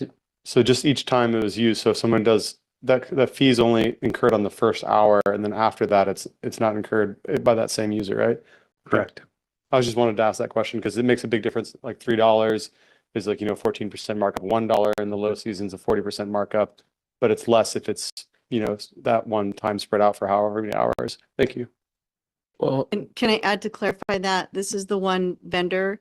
Other vendors, if you extended your time, would keep charging you that fee. This vendor charged you once. So just to clarify that. So can we get the same clarification so the sales tax is on the total that the person's going to incur, right? But you said there's a merchant fee. Is that also just a one-time kind of thing? Well, thank you for preluding the next question. Is the council willing to absorb the merchant service fees for the credit card transaction? And that is a charge that has to be paid to the bank and the merchant services. So we can ask the same thing if we want to absorb that as a cost of doing business, or if it's passed on to the user. So we're looking for council's direction on that item as well. Mr. McVeigh. Thank you, Mayor. Respectfully, I don't know where some of my colleagues have been living for the last 10 years, but this is very standard operating procedure if you use any of these parking applications. It's not unusual. I assume that, yes, there would be some sort of a fee charge that we would need to pass along. And just remember, we're charging a whopping $1 an hour in the off season for half of the year. So now we're talking about going down to 60 cents. It's not, might as well be free in the off season. I just think, I think that this is not unusual. I think it's straightforward. I think the fees are not excessive. And I will remind you that this is the same fee and the same structure that other parking providers downtown, the Port, Sea Discovery Center are using. We set our rate based on partly on theirs to be good neighbors. And I would also mention that there's another place downtown charging for paid parking, charging $7 an hour, and they are passing on these user fees to people who, not many people park there at $7 an hour, but that's what they're charging. So I think it's straightforward. I think it's fair. I just think that we're getting a little carried away. Who is next? Britt. Quick clarifying question. Is 1 hour the minimum that you can't break it up into increments less than 1 hour? Is that correct? We did ask that question, but when we came to consensus and the complexity involved, we felt that an hour was very clear and the best way to go and kind of standard practice. But there was just a lot more complexity if we started breaking those out. So that's kind of collectively where we sat after we went through all the interviews. Okay, thank you. And you may, I'll just clarify the fee structure. It's the amount of time you park is the per season hourly rate, $3 or $1, with one transaction fee included and a 40-cent pass through. So it would be the tax and the 40 cents added to the number of hours, just to make sure that that's clearly understood. Yeah, and to answer Debbie's question with a question, how much is the merchant fee? I didn't remember seeing that.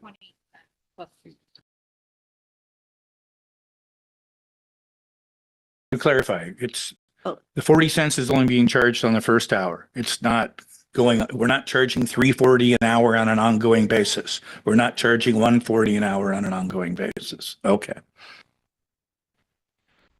I'd be, since we are kind of getting into our position on this, Mayor, perhaps it's appropriate that I make a motion to at least put it on the table. Please do. Sound appropriate? Okay.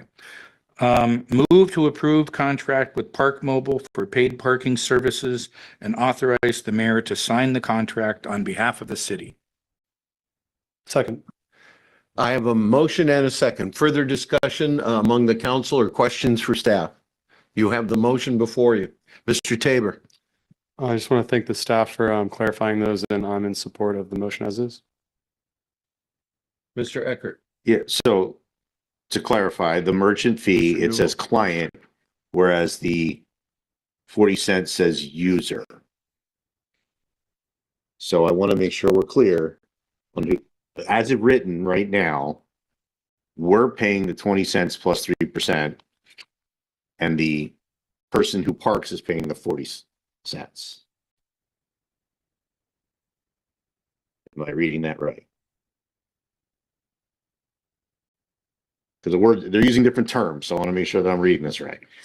We're looking at the verbiage right now because now it was our understanding the merchant service fee would also be passed on for using those cards. So we're double checking that right now. Yeah. Rick, are you done? Well, no, I'm waiting for them to. So we wrote it that we're paying them. This was the last minute change. It just came through 2 hours ago. Okay, so what happened is the change just came through 2 hours ago. So it was intended, it was first written that we would pay the merchant service fees plus the 20 cents, but it was amended per going through legal review that we would pass those merchant service fees on. So again, it now becomes to a decision factor. So your amended agreement you see there has it to pass that on, correct? Okay, so as written, this contract, both sets of fees plus sales tax are being passed on to the parker plus the parking fee itself. Right. And the city should not absorb the sales tax. What we're doing is passing on the 40 cent, the merchant service fee and the 20 cents. But again, these are all council's discussions. So if you So sit back, essentially, we'll you negotiate that. you park, you get a receipt. It's got 4 line items on it. $3 to park, 40-cent credit card fee, 20-cent merchant fee, and then sales tax. Percentage, right? Right. Okay. I hear you, Gary, but I think in all that discussion, my assumption was we said we're charging $3. We're charging $3. And yes, sales tax is always on top of. So that wasn't part of the conversation. And yes, 40 cents, if we take it out of the $1 per hour in the winter, it takes it down to 60 cents, but we had a serious discussion about not charging all winter. So we added we kept the dollar rate in order for it to be the simple principle and folks were used to, and we didn't end up with the angry person who, when they pay one day into paid parking in the spring and they forget, they don't pay and they get a ticket and they're mad. Or now, and we had that income in the winter to possibly support a shuttle. And so we kept that rate. It wasn't necessarily because we wanted the whole dollar. It was because more for the culture of it, I think, if I remember all our conversations. And it was for, to me, and it to help with special events too, I think was part of the issue so too. I'm definitely, I definitely have a concern about passing all these fees on and turning $3 an hour into practically $4 by the time we're done. So Okay, just to clarify, as we're looking at this, sorry to interrupt. As we're looking at this, if you go on to the third page, it looks like we are paying the 3% plus the 20 cents, and they're deducting it from the gross amount. So the only fee that we're passing on, it looks like, is 40 cents. So there's been so many, these changes came through an hour ago, so we're just trying to keep track. oh, and that's what I was trying to clarify initially, is to make sure I understand. Because when we read the first page, we read it differently. When we go to the third page, it clarifies that. So as written, you pay $1 or 1 hour in the summer, you're paying $3, 40 cents, and sales tax on top of that. 8 hours, you're paying. You're going to do math in public. I got Okay. Good. Hold Thank on. you, Britt. We have a batting order. We have Newell, Tabor, and Livedall. Doug, Newell. Yeah, I'm sorry. It feels like I'm watching tennis with a dirty ball. So now that the city's paying the 20 cents plus the 3%, which is what it says, merchants on this first page. And the user is paying the 40-cent fee. That's how we're reading it. Yes. All right. So let's just talk to the $1 an hour. I come downtown. I want to go someplace in the wintertime, the $1 an hour. So the $1 an hour is minus 23 cents to the city. So the city gets 77 cents because you're paying the 20 cents and 3%. But the actual cost to the user is closer to $1.50 because they're paying $1 plus 40 cents plus sales tax. So the cost is $1.50 and we get 77 cents. Yes. Okay, just want to clarify that that's how the math. Okay. For the first hour, yes.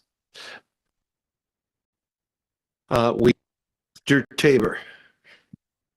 Yeah, I just wanted to thank you for clarifying that. I read it as all inclusive to the user is the 40 cents, and then we're deducting the other fees out from ourselves. And then still support the motion as is. And Britt Livedall. I've just done some math just to put it into context, I guess. In the peak season, if you pay for 1 hour. I mean, this math is fairly straightforward, but according to what I've heard here, the user would end up paying $3.68. So it'd be the tax, which we can't cover, and then the 40 cents. If they stayed 4 hours, that's $13.52, according to my math, $13.52. So, I mean, I'm struggling a little bit, but I mean, if half of us over here are saying that the user fees are pretty common and are commonly passed on, then, I mean, this isn't the same as saying it's $3.40 an hour because that fee is assessed once. So I think I can stomach this as long as we are covering the 20 cents plus 3% credit card transaction fee. So I'd like to add a comment. I'm probably the only person in this room, nobody wants to hear their opinion. And I say this not to obstruct the motion on the table at all. I just want to say very clearly that I've been against paid parking at this place, at this time, for some time. But as the executive of the city, I carry out the will of the council as duly enacted. And I will say the staff has done the same. The staff has bent over backwards now, building an airplane while flying it for months. And I appreciate that very much. And the council appreciates that very much. I guess in conclusion, all I want to say is I wish we had taken that additional year to gather the data, all of the data, and give it the thought that this decision, which has such an impact on our visitors, residents, and businesses, might have called for. Now it's time for a decision by the council, and I find a motion and a second on the table. I am asking the council, is it time to call for the question, or is there additional remarks, questions, concerns willing to be said? And I'm not seeing any, so I'm going to call for the question, starting again to my far left. It's a roll call. Mr. Can I ask, Tabor. our next meeting is not, we do not have a business agenda plan. We're Correct. doing the workshop format only. That is correct.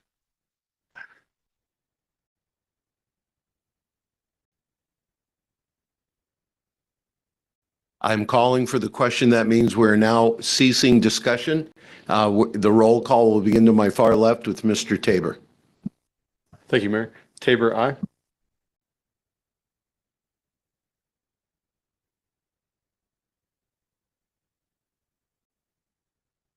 Eckert, aye.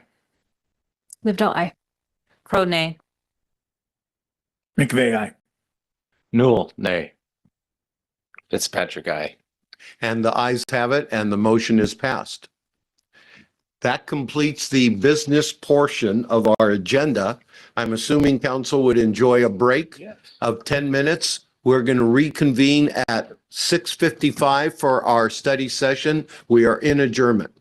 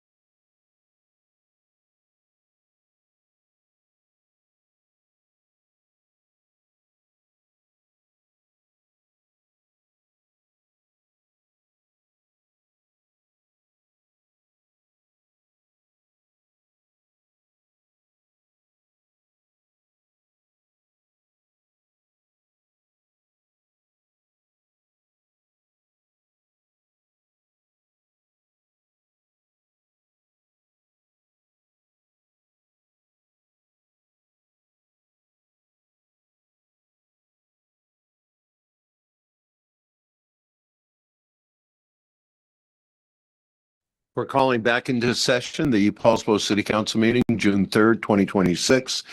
We've completed the business agenda. We're on agenda item 10, which is the workshop agenda. There are 4 items, 2026 impact fees, and you've heard discussion of parks, but there's consideration of fire department, transportation, and then the parks that have been referred to. The second item will be the discussion of Front Street speed bump. Those have been in place on and off since the COVID. We're going to be reviewing that policy. Then it's council liaisons update. That's in part inspired by Councilman McVeigh's pending retirement. Questions and concerns of the council.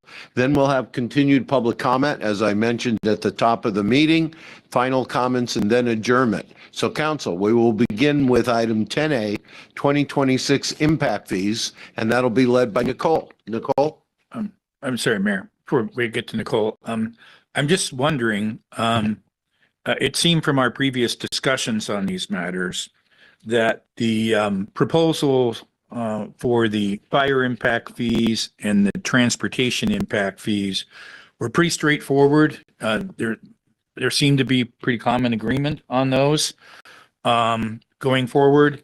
And I'm wondering if it might be appropriate. I mean, we can just touch on those, but I think it would be a good use of our time to really just more dive into the parks impact fee if my fellow council members seem to agree with that. Council, is there any desire to get further into fire impact? Yay or nay? I concur with Gary that our conversation after the last presentation was that I thought there was a pretty good consensus around transportation and fire, and that it was parks that we had more of a hang up with. So transportation. So I can clarify that the presentation barely touches on fire and Okay. transportation and moves on to Okay. parks really quickly. Oh, great. So it is consistent with your last comment. Why don't we allow Nicole to go through her presentation? Nicole, You do as you wish, but back to Nicole. yes. And part of the reason that we have fire and transportation still in the conversation is that you previously did not see the ordinance and the adopting ordinance. So just to have it in front of you, you can go through it super fast, not even pay attention if you want. That's up to you all. Okay. So thank you. Good evening. Tonight is our third workshop on our impact fee update process. A reminder that April 15th, we provide an overview of the impact fee authority, legal requirements, and purpose under Washington state law. On May 13, we reviewed the technical analysis, methodologies, and rate studies supporting each program. If anyone is interested in reviewing those materials, all of it is on the 2026 impact fee website, which you can reach by going to the planning department website. So tonight's discussion shifts from methodology to policy, direction, and actual implementation. Staff is seeking feedback on several future policy considerations, and we're also presenting ordinances necessary to implement the updated transportation and park impact fee programs and establish a new ordinance for the fire impact fee program. We're starting the agenda with a policy consideration. There was some discussion previously about some fees and some waivers, reductions, and we thought it would be helpful to just get some direction from council prior to going over some of the other items, because that could inform some decisions that you wanted to make on those additional items and adopting of the programs. It's not a long part of the presentation. We just want some general direction from council.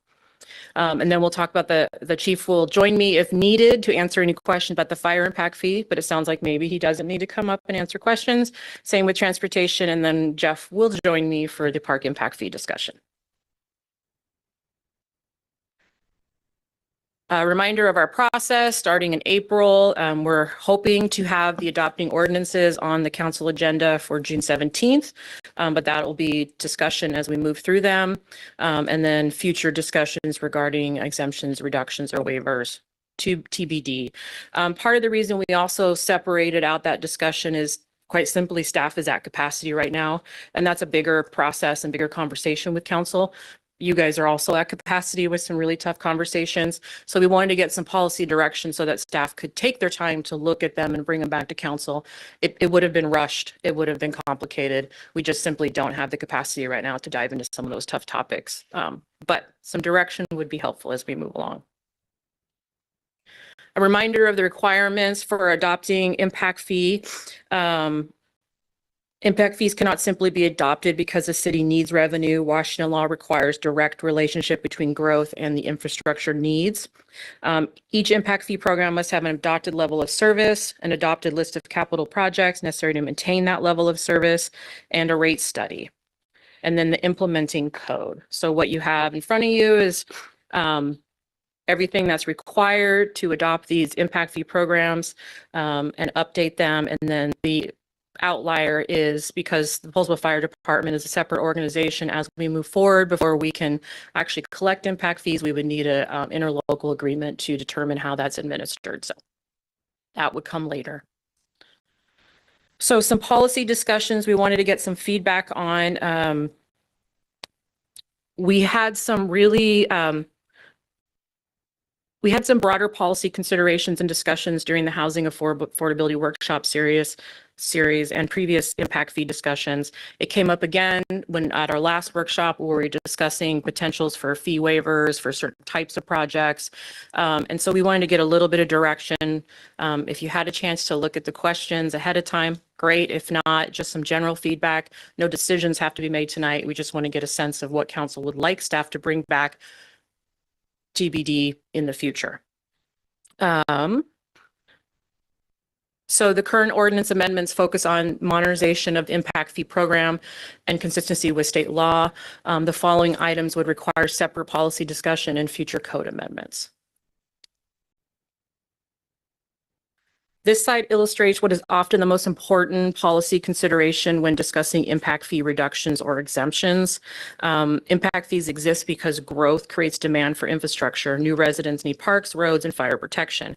If council chooses to reduce or eliminate any of the impact fees for certain development types, the infrastructure demand remains.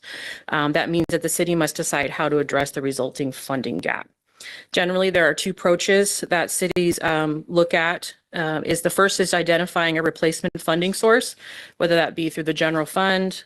You have discussed previously perhaps wanting to establish a local housing fund, grants, or another dedicated revenue resource. The second is accepting reduced cost recovery and recognizing that less revenue will be available to fund future infrastructure improvements. And that has a little bit of a domino effect on our capital program and things like that, but that's the discussion that would be had if you wanted to go down that route. Neither approach is inherently right or wrong, but staff recommends that any exemption or reduction discussion include a concurrent discussion regarding how the lost revenue would be addressed, which is a tough conversation to have, but is what the conversation we would have to have. So the first potential impact fee reduction or exemption would be around affordable housing. It's one of the most common impact fee exemption categories across Washington state. It's fairly common across jurisdictions. State law encourages it, but the key policy question is whether affordable housing should receive different treatment under the city's impact fee programs. If council is interested in pursuing the concept, staff would need direction regarding a few items, and that's some of the questions that you see up there. Do we want to limit it to specifically certain income levels where we're talking about very low income workforce housing, whatever that AMI, it can be very specific to a certain type of affordable housing. It doesn't have to be the broad range of affordable housing. And then should incentives be structured as full? We can do full exemptions. I mean, that's an option as a city. There's also the option of partial reduction. So depending on the affordability level, so if it's below 30% AMI, maybe it's a full exemption. If it's between 30 and 60, it's a percentage reduction, and it goes up. I've seen a few jurisdictions who set up their exemption programs like that. So depending on the income level of housing that's being created. And then, of course, having ordinance language that states how long the affordability needs to be in place. So there's quite a few affordability projects that are, maybe a 10-year type of program, and then it becomes market rate or so on. Our ordinance for that could be very specific to a certain timeline. And then if again, there's administration and management of that, there's a program that I've seen where they then would have to pay back and it gets more complicated. And then the other question for all of these is it doesn't have to apply across the board to all impact fees. There's certain types of housing where transportation might have more impact on transportation, and therefore you don't want to exempt or reduce transportation impact fees, but the impact to parks is less. So you maybe want to consider a reduction and et cetera. So it doesn't have to be one size fits all. So keep that in mind. Doug Newell. I'm sorry, if this is already at the end, does staff have a recommendation on this? Because there's a lot of rotating knobs up there on that one slide. There is no direct staff recommendation. I believe that's what we would bring back to you Okay, with thank you. some direction, because it could be this, or we can come back a little more narrow. I've Rick and then Doug Tabor. Yeah, I just want to, is it possible to do a mix of exemption and deferral? Are we getting too complicated if we get No, I think there's illegal? So let me clarify too that I know there was a lot of interest in a deferral program when we went through the workshop series. What you're seeing tonight for fire and parks is ultimately a deferral program to defer payment until certificate of occupancy. It's currently at building issuance. So that is ultimately adopting a deferral program. So it would only apply to transportation if you wanted to consider it. But there could, yes, but I'm not sure exactly what that looks like. Okay. Just two things. One is if there is a reduction, is that reduction then just a flat reduction of revenue that then is that's then, just it's gone, or is it spread back out across the other AMI levels, hypothetically? So like if the revenue is not met, will it then be like increased on higher impact fees in other areas? That is an option. So it's just just establishing. It's an option that. Or just lowering the revenue and accepting that as lower. That's the question. Got You accept that you're lowering the revenue, which has domino effects on programs and what we've have planned out for capital facilities. Or there is a system, Michael just talked to me about it before I came up here, about if you reduce or exempt, you can then increase the amount for other type of projects to try and meet that need as well. So there's different ways of absorbing that cost. And incentivizing different kinds of Exactly. building that we're not seeing. Yes. And using it like that. Yeah. That's all. Perfect. Yeah. No, I have lots of ideas, but yeah. I won't put them all out right now. Awesome. Doug Newell. Yeah, I guess I'm kind of where you're at, Doug, is like, I don't know enough to be able to pick from this, me personally. It's what type of housing do we need that the market is currently unable to deliver and therefore needs some exemptions to be able to deliver it. So let's say workforce housing is getting supported because we're bringing in all kinds of new apartments. I'm not certain that I would want to waive an impact fee. There was a couple of ifs in their statements. I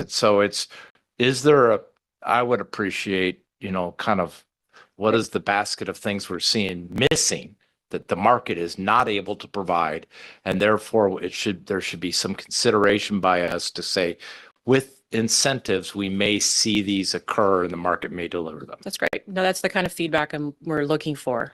Yeah. And can that be geographic as well? Like we talked about, there's certain areas we want certain type of housing incentivized.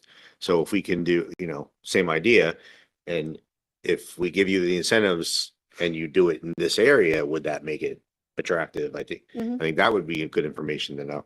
Okay. So what Doug Newell refers to, and I will seek the feedback to assist this council from the Blue Ribbon Commission of practitioners in the field, because we're lay people elected to be sure. We're trying to establish, and we're early in the curve, the delta between market demand, market forces, current costs in Poulsbo. We're very parochial to Poulsbo, and what's preventing and could get out of the way.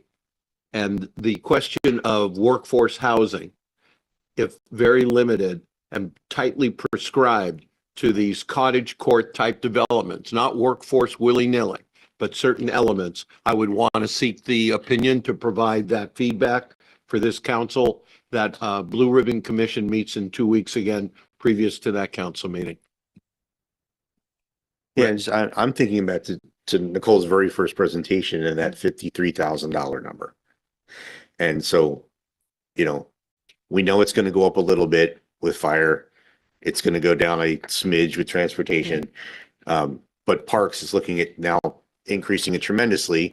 And we talked about wanting to lower that $53,000 number. So, I think what Doug's hinting at, Doug T, of the, is we equalize the equation by, pushing to one area what we want to take from the other. And if that works and, it gets where we're at, I think it's worth discussing, because again, I go back to that number. Yeah. That pretty scary number you gave us at the beginning of, this is how much government at whatever level is contributing to the cost of the house. And it's not going to come down if we keep that number at where it's at. So. No, it's the fact that Councilman Tabor kind of honed in on that is key, is that to incentivize a specific type of housing, you often have to really incentivize it like deeply. But there is a way to maybe discourage if we have too much of a certain type of housing. So we could see with that market demand and look what the numbers are and then bring that back. And then you can make that informed decision if you want to pass on that cost, absorb it, or find another fund to absorb it. So different ways you can look at it. It's not an easy discussion and it's not an easy decision. I'm not going to try and pretend it's easy. That's why we're needing more time to even consider it. So, okay. So I just want to make sure I'm understanding. I'm getting the sense that you're interested in what is needed for specific income types. What I've heard from you over the course of the workshop series and some of this discussion is wanting to find ways to incentivize deeply affordable, but what does that look like? And then, of course, the Blue Ribbon Commission is looking at workforce housing. You're interested in potentially full exemption, but only for very specific type of housing, depending on the market demand, but maybe not. Just depends on what we come back with. Okay.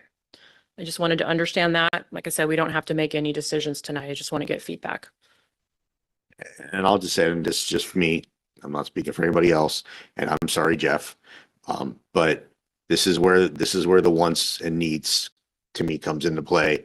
And to me, transportation and fire are needs. We got to meet those needs. Parks are lovely, but they're wants.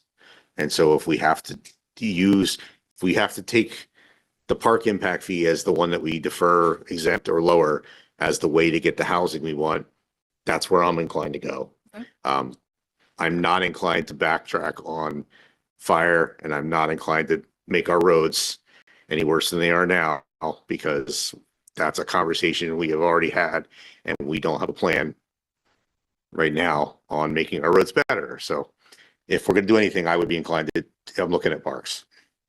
And that's a discussion I would have with each individual group. And the chief was, early on interested in considering an affordable housing reduction, something that he brought to the table. We didn't even suggest it. So there may be some discussion we can have about fire that maybe is an option. I'm not sure. I'm not familiar enough with that program to understand the implications. So, okay.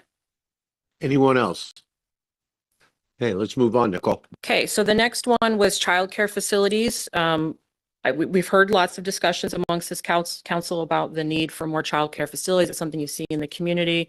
The difficulty of getting a childcare facility, some of that can be the fees involved with that.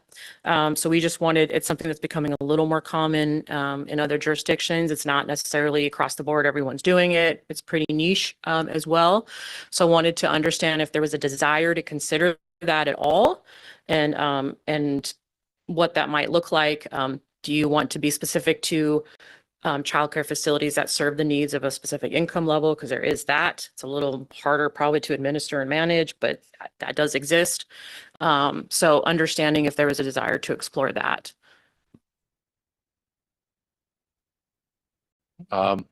So how many childcare facilities are built per year per decade? Is it? Since I've been here, there's been two new ones. I'm okay with exempting them, since we only got one in how many years? Yeah. I would come back with that data just to confirm. Okay. But from memory. This isn't like one per month. Oh, no, it's not very common. Like official childcare, there's of course in-home childcare, but yeah. Figure out the universe. Yes. Anything we can do to get childcare facilities built, I'm good with. I have Michael and then Gary. Second Doug's comment, except to say that on the condition that their business model is intended to serve all families and not just higher end families. Gary. And I don't have a problem with the for-profit, nonprofit.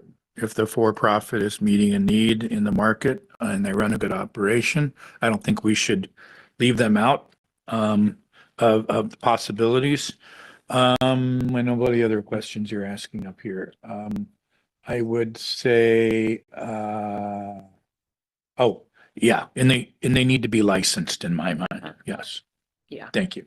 That was your question, right? Yeah. I think that's, for me, that's a given. Okay. Rick. Yeah, and I was gonna ask is how much is the licensing fees impacting their inability versus impact fees? Because they might not be building new facilities, but are they trying to open using existing buildings? I don't know how much control we have over that. I don't know that we license. I think probably the state does, but I think that would be good data to have in that conversation because if it's not the impact fee holding it up, it's really more the license. That's Changing good impact information fees to may have. not Okay.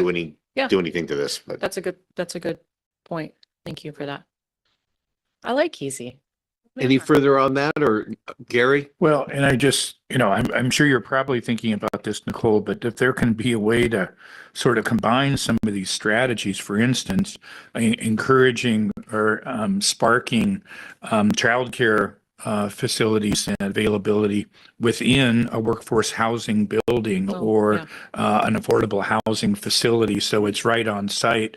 I would think we would want to try to provide more incentive to those kinds of things. Makes a good deal of sense to me rather than separating these things out all the time. That's a great. Thank you, Gary. I love that idea. Rick. The stacking. yeah, we also should probably have an answer. So Naval Base Kitsap Bangor is just rebuilt a large childcare facility. I don't know what the capacity is, what additional or if the capacity is better, worse, same. I don't know what, but there's been a construction project there going on for quite some time. We talked about trying to meet with the base commander. We probably should just kind of know what the impact of that facility will be because it's closest to us. So There may be someone I could speak to. yeah, I've driven past the construction project many times, but I don't know what it actually entails. Okay. It looks big, but doesn't mean it is. Great. Quickly expanding on Gary's remark as we're moving on to senior housing.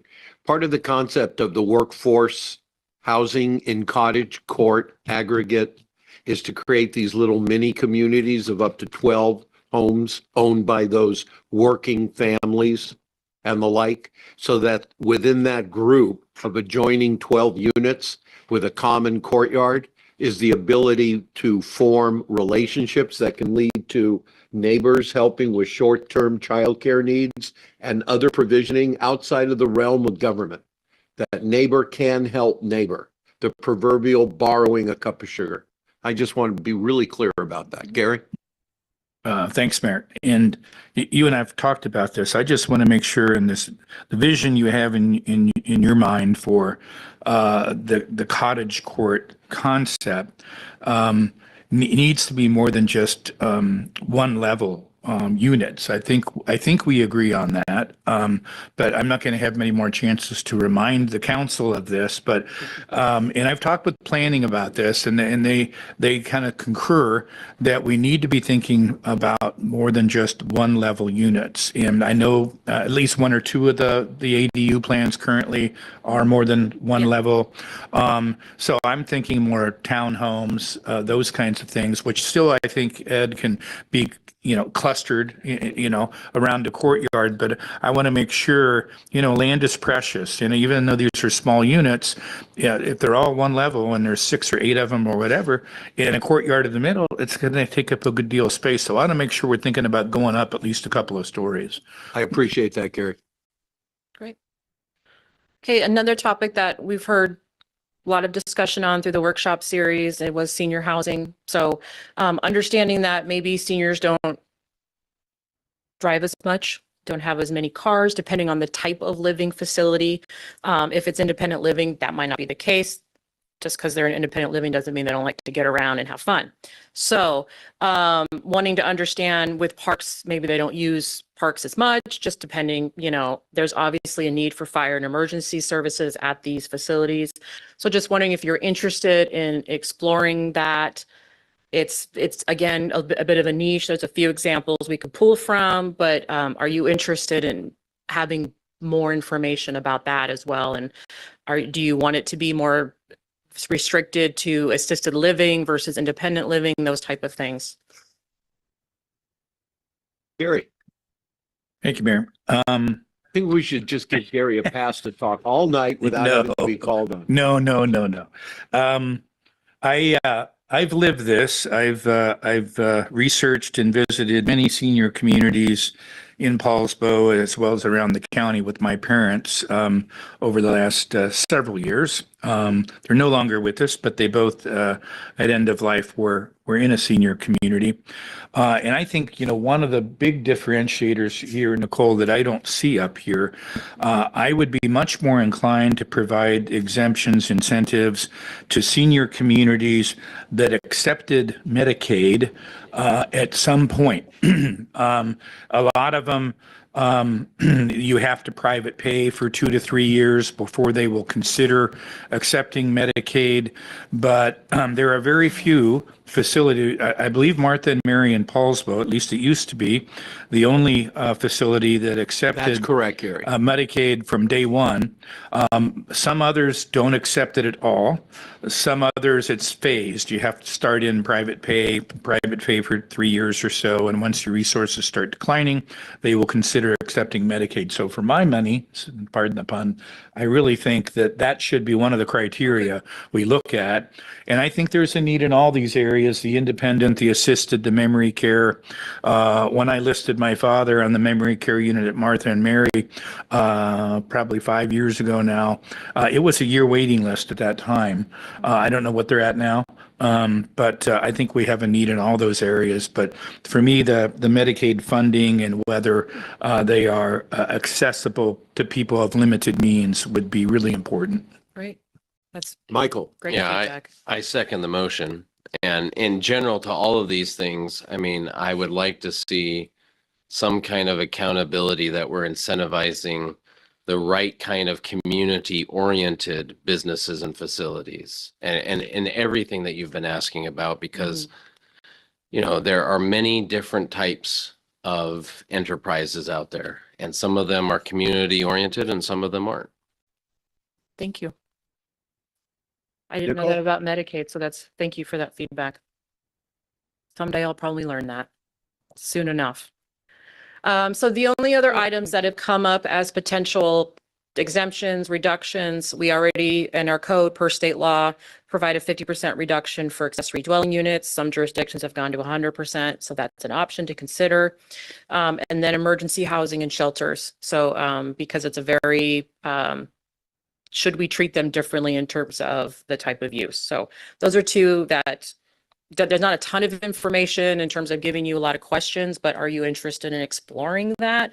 Are you comfortable with where we're at for ADUs right now? So.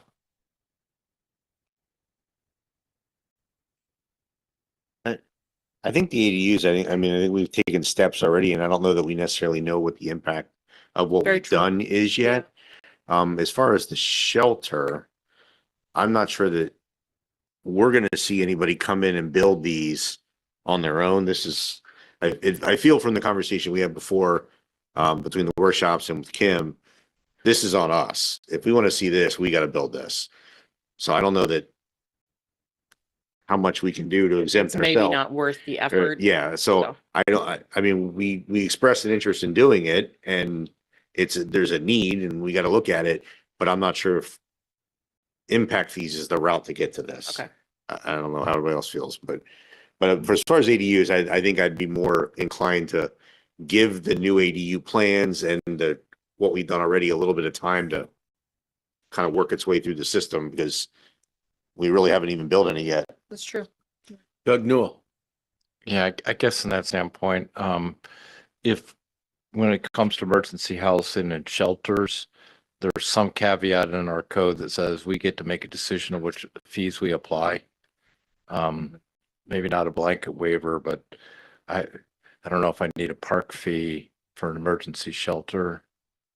Okay, I can Do clarify you that do too. it Yeah. up front? Maybe if we have some level of something that needs planning commission recommendation or something for something that we can't fully anticipate up front, that might be something that we want to incentivize, or does not make sense to have some of these fees. Thanks. Great. Okay, that's it for the policy considerations. Not too complicated. So is there anything else that is not up there that we didn't discuss that has been on your mind? Council, any other thoughts, comments? Rick? You had AMI as a consideration. Are we looking at size? So not necessarily, I mean, AMI and size are kind of tied, but like Gary mentioned townhouses. So like the size and the type of housing, it lends itself to the affordable question, but you know, you can make a really expensive townhouse. Very But, true. you Yeah. know, And an but if- expensive cottage, you can. Yeah, so is it worth pursuing this from a slightly different angle of not just AMI, but some of the other considerations that get us to the same, Yeah. get us to the same thing, but through a different way? I don't know. So I think in line with what Councilmember Newell mentioned is, because we've had a lot happening in the last 5 years, it's not there's been a lack of development in the city of Poulsbo. We can kind of go back and look and reevaluate what that market demand is moving forward and where we think maybe, and then that can lead into size, type, and then potentially that leads into AMI. Maybe they go together, maybe they don't. But I think that could be part of that same conversation. So that's how, at least how I imagine it. Gary? Thanks, Mayor. Yeah, Rick, I kind of like the direction you're headed there. We've done a number of things, as we know, with some code changes in recent years to try to encourage more than just the construction of single-family homes. So we've been looking for ways to incentivize duplexes, fourplexes, et cetera. And I don't know what more we can do there. I have to think that there are some additional things that we could try, some levers we could pull. I know, historically, when we've talked with builders, developers about this issue, they pretty much, at least some of the folks I've talked to directly, tell me that, I hear your interest in building less than 3,000 square foot homes, but this is what people want to buy. This is what the market is asking for. I can make more profit on that type of construction, and that's what we've been getting by and large. So I still think there's some ways to try to, hopefully we could sort of encourage some of those other types of buildings, those homes. But I'm not sitting here right now. I'm not sure beyond what we've already done, what the answer is.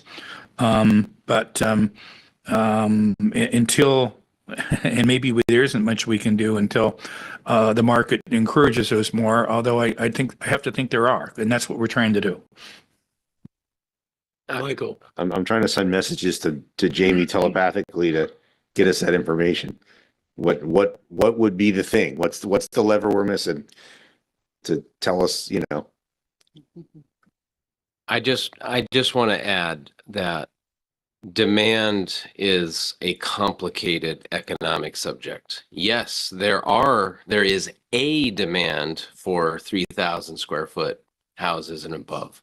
There is also a demand for 1,900 square foot houses, and those people are all living in apartments here in Poulsbo, and they would like to buy that, and it's not something that's within reach for them. So it's not that there's no demand, it's a feasibility problem. And I think it's important to realize there is demand not being met because other types of demand are being met. Okay. Any further comment? Nicole? Great. Thank you for that really good discussion. I appreciate it.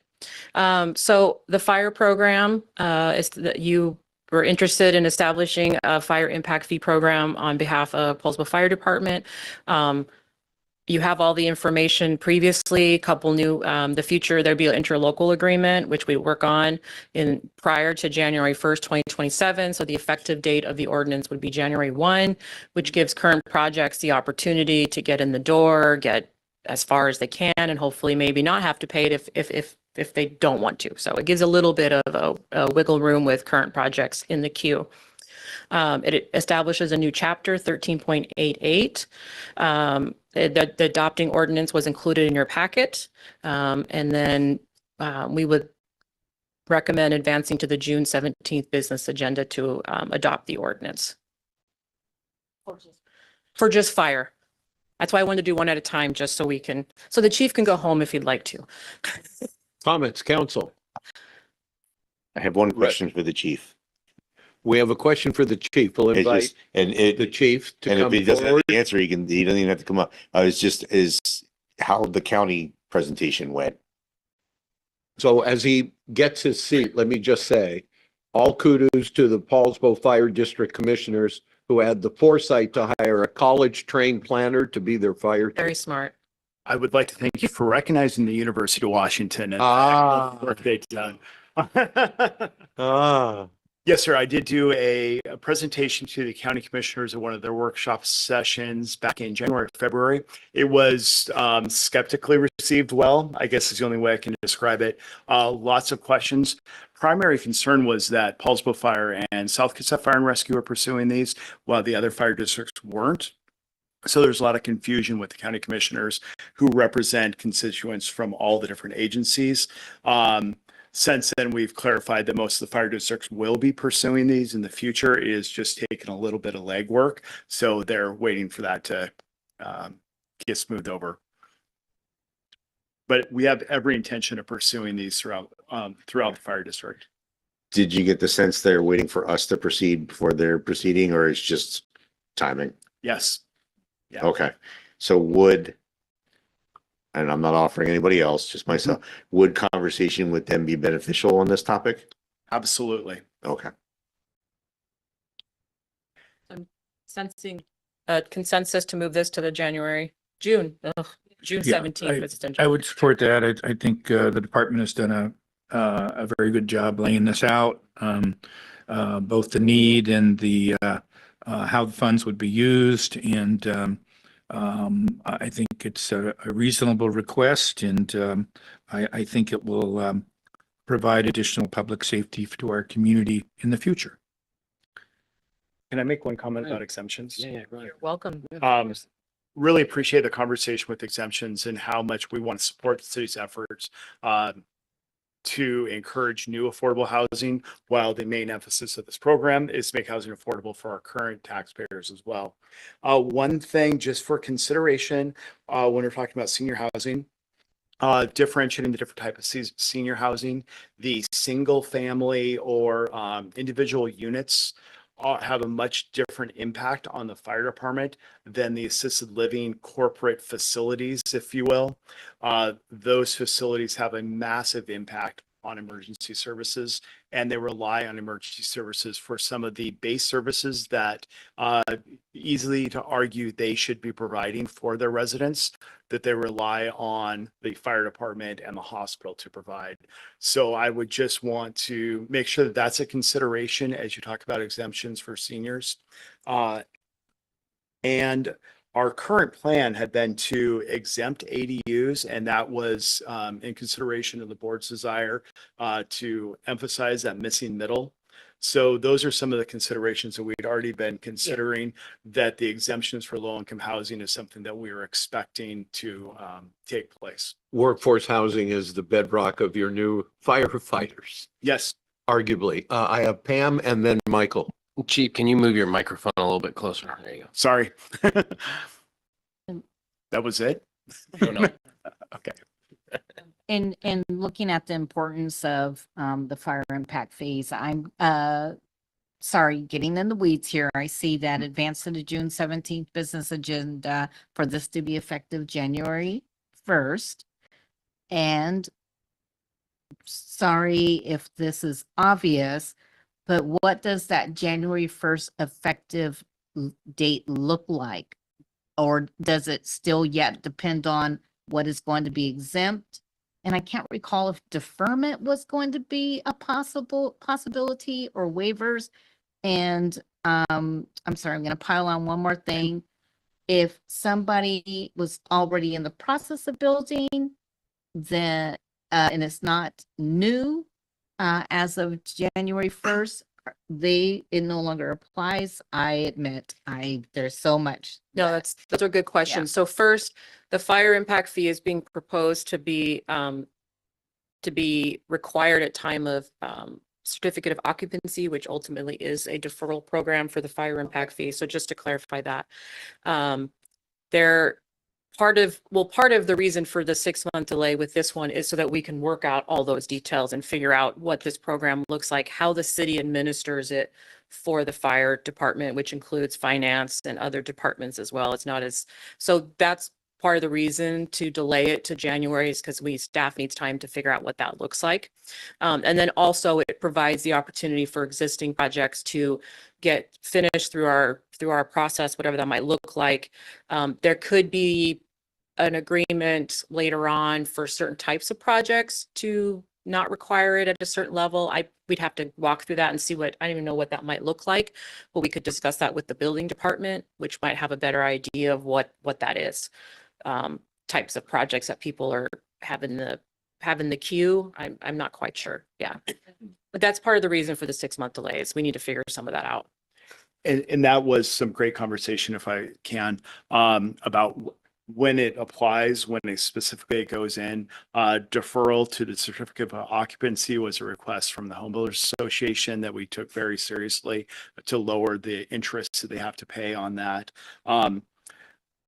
One of the challenges with this is always looking at ways we can reduce the impact on new construction, but with that consideration that every dollar we don't get in impact fees gets transferred to our current taxpayers. So that's one of the things that I've really struggled in developing these is, great, we found a way to reduce the commercial rate based on the rate recommendation from the Builders Association. So we reduce the commercial rate. That's feels like a win. But for every dollar we don't get from new commercial development is a dollar we're going to ask from our current taxpayers. So there's definitely a balance there. Yeah. Okay. Yeah, you mentioned finance. We didn't really discuss that. Would that be something that would be more when we talk about the ILA later? So like how it's managed and administered. Impact on the finance department and all that. Yeah, because there's a fund and from the very basic research I've done. Yes. Michael has the microphone. So I am the most ignorant at this table about these things. I've been trying to learn, and I'm still a little unsure how to make sense of some of this. So Chief has been saying that these impact fees are for people who are not yet in the tax base, but in many cases, those are people who are going to be buying a home who are already in the tax base in some other form, right? I mean, if you're living in the fire district, aren't you a taxpayer? They could be. Yeah. But presumably, and not to be argumentative with it, someone else is going to move into their existing home. So it's that new home, that new development, and the new pressure that regardless of who moves into it, it's additional service that we're going to have to provide. I mean, the thing that I have been wrestling with the last few weeks is just what we mean as we put these numbers up by level of service. Rick earlier talked about want versus need, and I'm going to defer to those of you who have been through these conversations more, especially those of you who are married to firefighters. I mean, help me understand, are we trying to have the top 0.01% of fire service in the world? Are we trying to have top 1%, top 10%? Because all of those are going to have different costs associated. And I'm not quite sure what we're trying to aim for here. I'm gonna put something really bluntly. Like, pardon me, this is they're getting their asses handed to them every shift, like everywhere. So they're like barely making it on level of service now. So asking them to like stretch further as we continue to grow is unreasonable, and it's going to put people at risk when the response times cannot keep up, right? And they provide mutual aid to each other. So when something major happens on Bainbridge and half the county has to run to Bainbridge, where does that leave their service area? Not great is the answer. So And it really is the community determines the level of service by the amount of funding. But we deploy our firefighters extraordinarily thinly throughout my fire district. And we do that. I don't enjoy doing that. I wish that we could have them 4-person engine companies in one house. It's a better way for the firefighters, safer. It makes their job easier to deploy like that. We don't. We spread them out to reduce our response times. 7 to 10% decreased survival rate in a cardiac arrest for every minute. So every minute we can get there quicker makes the difference. And there's I get kind of emotional when I talk about there's families at home having Thanksgiving dinner because we respond quickly to calls. The more growth we have, the more concurrent calls we have, the more likely units aren't available to respond, and that has a direct impact on our response times. I'll let others jump in here, but I'm glad I asked the question because that was the thing that wasn't clear to me last time we talked about this what I'm hearing is that our level of service right now is just enough above what is minimally acceptable. Is that fair to say? Like you're not asking for the sun, the moon, and the stars. You're saying I would like to not fall below what is minimally acceptable. And that's what we're trying to do is grow concurrently with our community to maintain our current level of service. I think this is really important for messaging this to the community. I appreciate that. And it was really helpful for me. Thank you. Go ahead, Doug. Doug Newell. Yeah, so if I was to explain it using numbers that are in our comp plan, we have 5,000 residential units in our comp plan when we approved it here 18 months ago. We're adding 2,000. 1,970. Notionally, that would require another fire station or another fire truck or another something. The idea that we could support another 2,000 houses with the existing response units is the thing. And then the question becomes, who pays for that additional fire station? Is it the existing use base or does the growth help the costs? And the pay could be, hey, I'm reducing level of service or whatever. So it's really that incremental, when you buy your house, do you want a fire station that will support it? And that's kind of the idea of the impact fee, is it comes with the fire station. Rick. Yeah, and Michael, for me, this kind of goes a little bit back to what we just talked about. Like Gary and I were talking about sort of the channel of what we want. We went through steps 2 years ago, I think, to change zoning to increase heights, right? About 2 years ago. And, so we've authorized heights in several places in the city, several large areas of 55 feet now and 65 in a very limited area. Chief was proactive and the latest apparatus they bought is geared directly to that height. But, you think about what a 5-story apartment building is going to add when you talk about the numbers Doug just brought up. So we have generated a need in how we plan for the future and in how we want the future to go in the types of housing we're looking for. If we just kept it at single family homes and not thought about seniors and not thought like all the things that we're trying to do, his future needs wouldn't be as great. We have created a situation that has, in my mind at least, has made his future needs more significant than just straight numbers. If we had room to spread out and we just kept building single family homes in big neighborhoods, and his need wouldn't be as big. I mean, he'd have further to travel, but that's why I'm bringing the county in. But we're creating concentrations of specific types of things that he's going to have to address through equipment, through training, through more firefighters, so we should then concurrently help deal with that future need. That's where I'm at for fire impact fees. I don't want the impact fees to go up. That's why I would like to see them go down another way. But to me, the fire is not the place to do it. We've reached the point where we need it. We got to get creative in another way so that that could happen. Any further comment on fire impact, or can we give a thumbs up on this one? Thank you, Chief. I see a thumbs up. Thank you, Chief. Okay.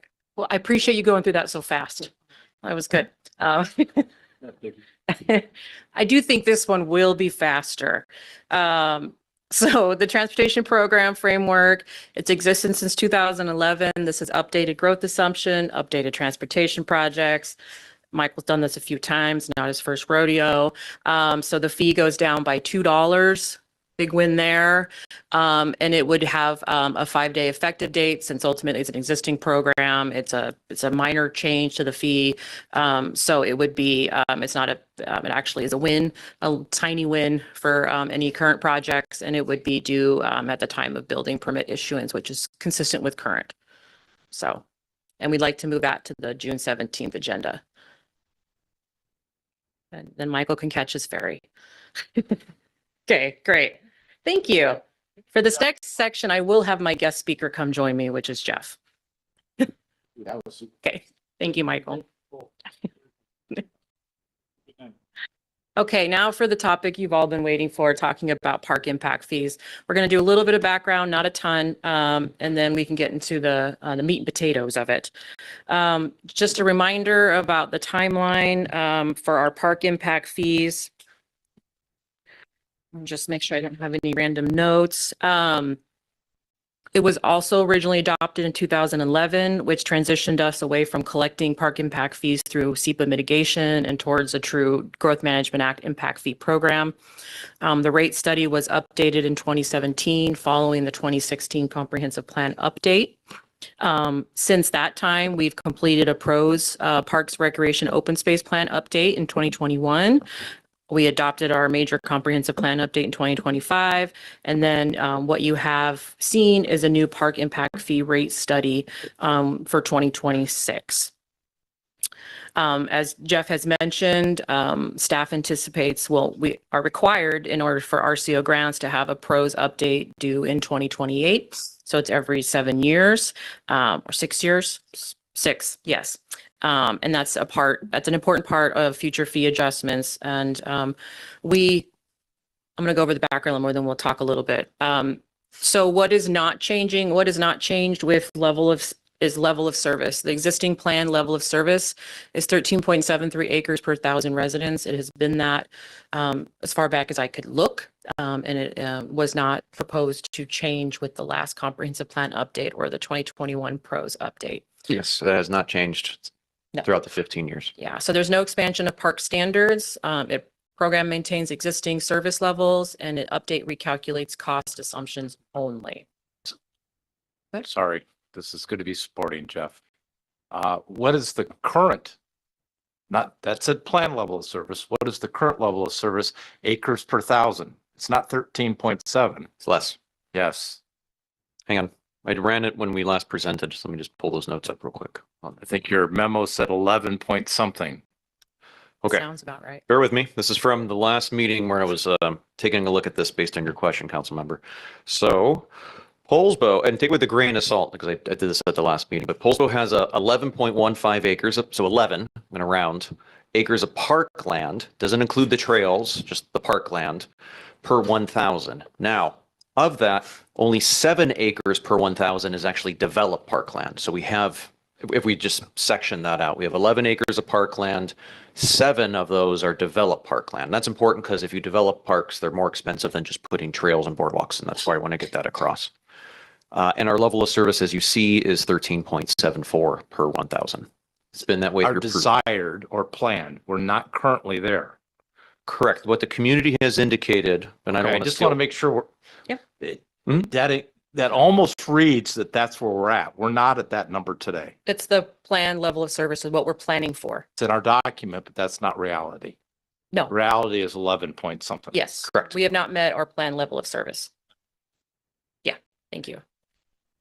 So it's important to note that the update to the rate study simply recalculates what it costs to maintain the same adopted level of service using current market conditions, development costs, and growth projections. That distinction is important because much of the fee increase is driven by economics rather than policy changes. So there hasn't been a significant policy change amongst city council over the last 15 years, but the cost is what's changed. And so I wanted to put it all in the same one slide so that you can see the numbers. And what's interesting is when I actually went back and looked at 2011 versus 2017. So that's the process we go through to develop the base park impact fees, average land cost, average park development cost, and we come up with our base park impact fee. 2017 was coming out of the recession, and we hadn't hit that point where everything started to increase significantly for assessed value of the property. So everything went down for the 2017 rate study. So the change, there was no change to the park impact fee base. It was 1174 in 2011. It was 1174 in 2017. It's now 13 something based on CPI. It increases every year. So that's what it's been for 15 years. Please. And just to add, council had some great questions on that last session. Staff went back and just quadruple checked everything. Park impact fees were established in 2011. They have only gone up park impact fees, meaning the cost per acre of what does it cost to develop a neighborhood park, a community park, a regional park, such as the park that's coming on board. They've only gone up 2.4% over 15 years, so almost nothing. 0.16 every year, if you think about that. Cost of development over 15 years has grown more. Yeah. I mean, that's ultimately, and so when you stop and think, the 2011 and the 2017 update were based on a population allocation that didn't change for 20 years. The 2025 comprehensive plan update had a brand new population allocation that we did not have previously. So you take that new 5,000 new residents, the existing level of service didn't change, and then you add the additional cost of construction, and this is why this number is here. It's exactly why it is what it is. That's the numbers that we achieve through the methodology, which has been consistent for 15 years. But some of the variables have changed significantly. So we just wanted to make sure you had all that information as we move forward with what staff has discussed as a potential phasing and path to move us ahead. Gary. Thank you, Mayor. So just to be clear, Nicole and Jeff, it's not so much that the city was asleep at the wheel since 2011. It's that we did do some updating in 2017 and lower values and so forth came into play at that time. Is that right? I would say that's probably 75% of it. There was some policy decisions made at that time because we were still trying to encourage development out of the recession to keep impact fees lower. There was some percentage of that was our kind of a decision, a policy decision made. So it's a conscious decision Yes. by council That is or my city understanding, at yes. that time. It wasn't that we were sort of ignoring the issue and now we're playing catch up. No, Is that correct? it wasn't so. I'll let Okay. Jeff explain. Because I think to myself even, and to the average person looking at this could say, well, geez, what the hell have they been doing for the last 15 years? Why are we now having to play so much catch up? So I'm giving you an opportunity to try to explain that. Let me weigh in a little bit on 2011. We had made co-investments with the school district in the football fields, strawberry fields. We had participated in the pool earlier. And so whereas those were school district properties, we tried to wait for that as part of our green space. The financial recession was real and the slow curve out of it. I know in my mind, and this is kind of a soft, this can't be quantified. If you think about a Kent or a Tukwila, which is they're not Seattle, they're part of the urban suburban sprawl, but they are fully built up. Whereas we enjoy Liberty Bay and the green hills around it with quite a bit of tree growth. So part of the thought too isn't just people finding a park to recreate, but it's the environment and the ambience that invites natural spaces. And we have a wealth of it, as we all know in Poulsbo. That helped to tap the brakes, but that wasn't in the data. But I can tell you that was certainly in my mind and had been discussed. Now we're pushing against that because of the population growth for more active parks. It's like we've used up our quotient of space. Yeah, I'll go. Yeah, thanks. I like that we're looking at each other. So to Councilmember McVeigh's, that's a great question. I'm glad you asked. Thank you for the opportunity to speak. What on earth happened between 2011 and now that caused us a sudden jump? So if I simplify it, I wasn't here through those years at Poulsbo.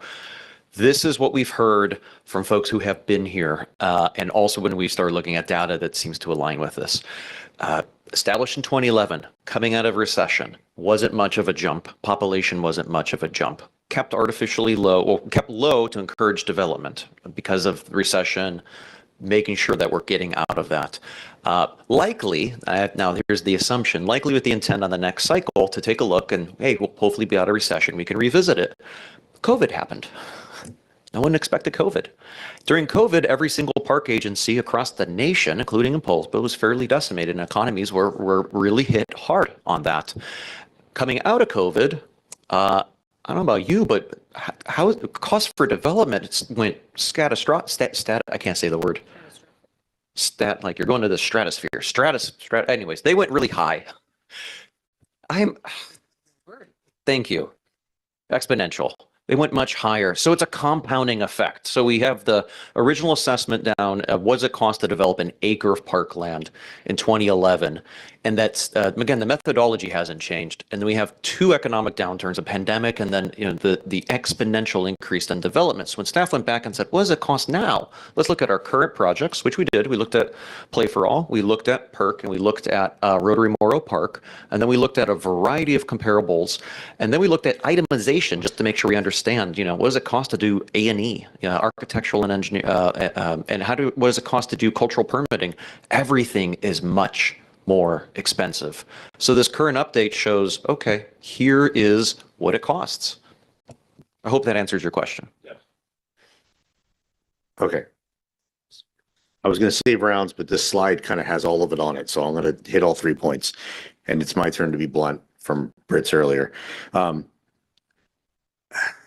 I think, like you said, the council wasn't asleep at the wheel, but in a sense, I do feel like we are making up for past council right now. And because there was a set level of service of 13.7, which we've never achieved. And now we are attempting to get there. And it is making up the difference because we're at 11 right now. So we're trying to get to a level of service that was set in the past that we've never achieved. But now we're saying we're going to achieve it, which means we're putting all of that pressure and catch up on future growth. So they weren't asleep at the wheel. They make very conscious decisions in the time, but now we're trying to get the future growth to make up for the past, which is not what impact fees are supposed to do. So I do kind of have an issue with that. And if you look at it like you just quoted, that they've only gone up 2.4%. But our costs have gone up 719%. So we're not going to make that up. We can't make that up. There's no way the developers can make that up and achieve the other goals that we've set, which is my next point. Those were policy decisions. We are now in a place where we are making different policy decisions. Our policy decisions now are, we want certain types of housing and we want in certain price ranges and types that I think sticking with 13.73 level of service should be revisited, because that was set at a very different time in Poulsbo with a very different set of expectations of housing. I love the idea of parks are all walkable from your house. We talked about that before, but we're only 5 square miles, not even, or 4.8 square miles. If a park is a little bit further away from that in Poulsbo, it's still pretty darn close. So I really think before we commit to any big increases or any increases, I really think that 13.7 needs to be revisited to what we're trying to achieve in Poulsbo now. And it's more affordable housing, which does not lend itself to this. And my last one is slightly cheeky. I said 5, then revised it to 4.8. But as Ed pointed out, we are 5 if you include the water. And I think it is fair to include the water because our natural resource of the bay is as much an amenity as a park, I think, in a lot of people's mind. And the reality, we're not taking it into account. But, you know, we have water trails for kayaks, and we have people go and use the water in a way that they would use a park. I think it's fair to include the water, and you guys used it in your denominator of your forest canopy survey, so I want to use it here. So, Gary. Thank you, Mayor. Yeah, this is, for me, this is a very philosophical policy discussion and decision. And it really comes down to what is the level of service? What is, if you will, the level of amenities that Poulsbo citizens want in their community? And it's true for parks. It's true for what we just talked about with fire.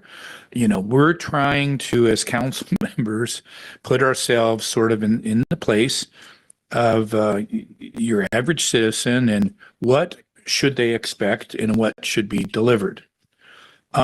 Historically, my experience comparing Poulsbo to other communities in the area, et cetera, is that we tend to provide a higher level. We've historically provided a higher level of service than many communities.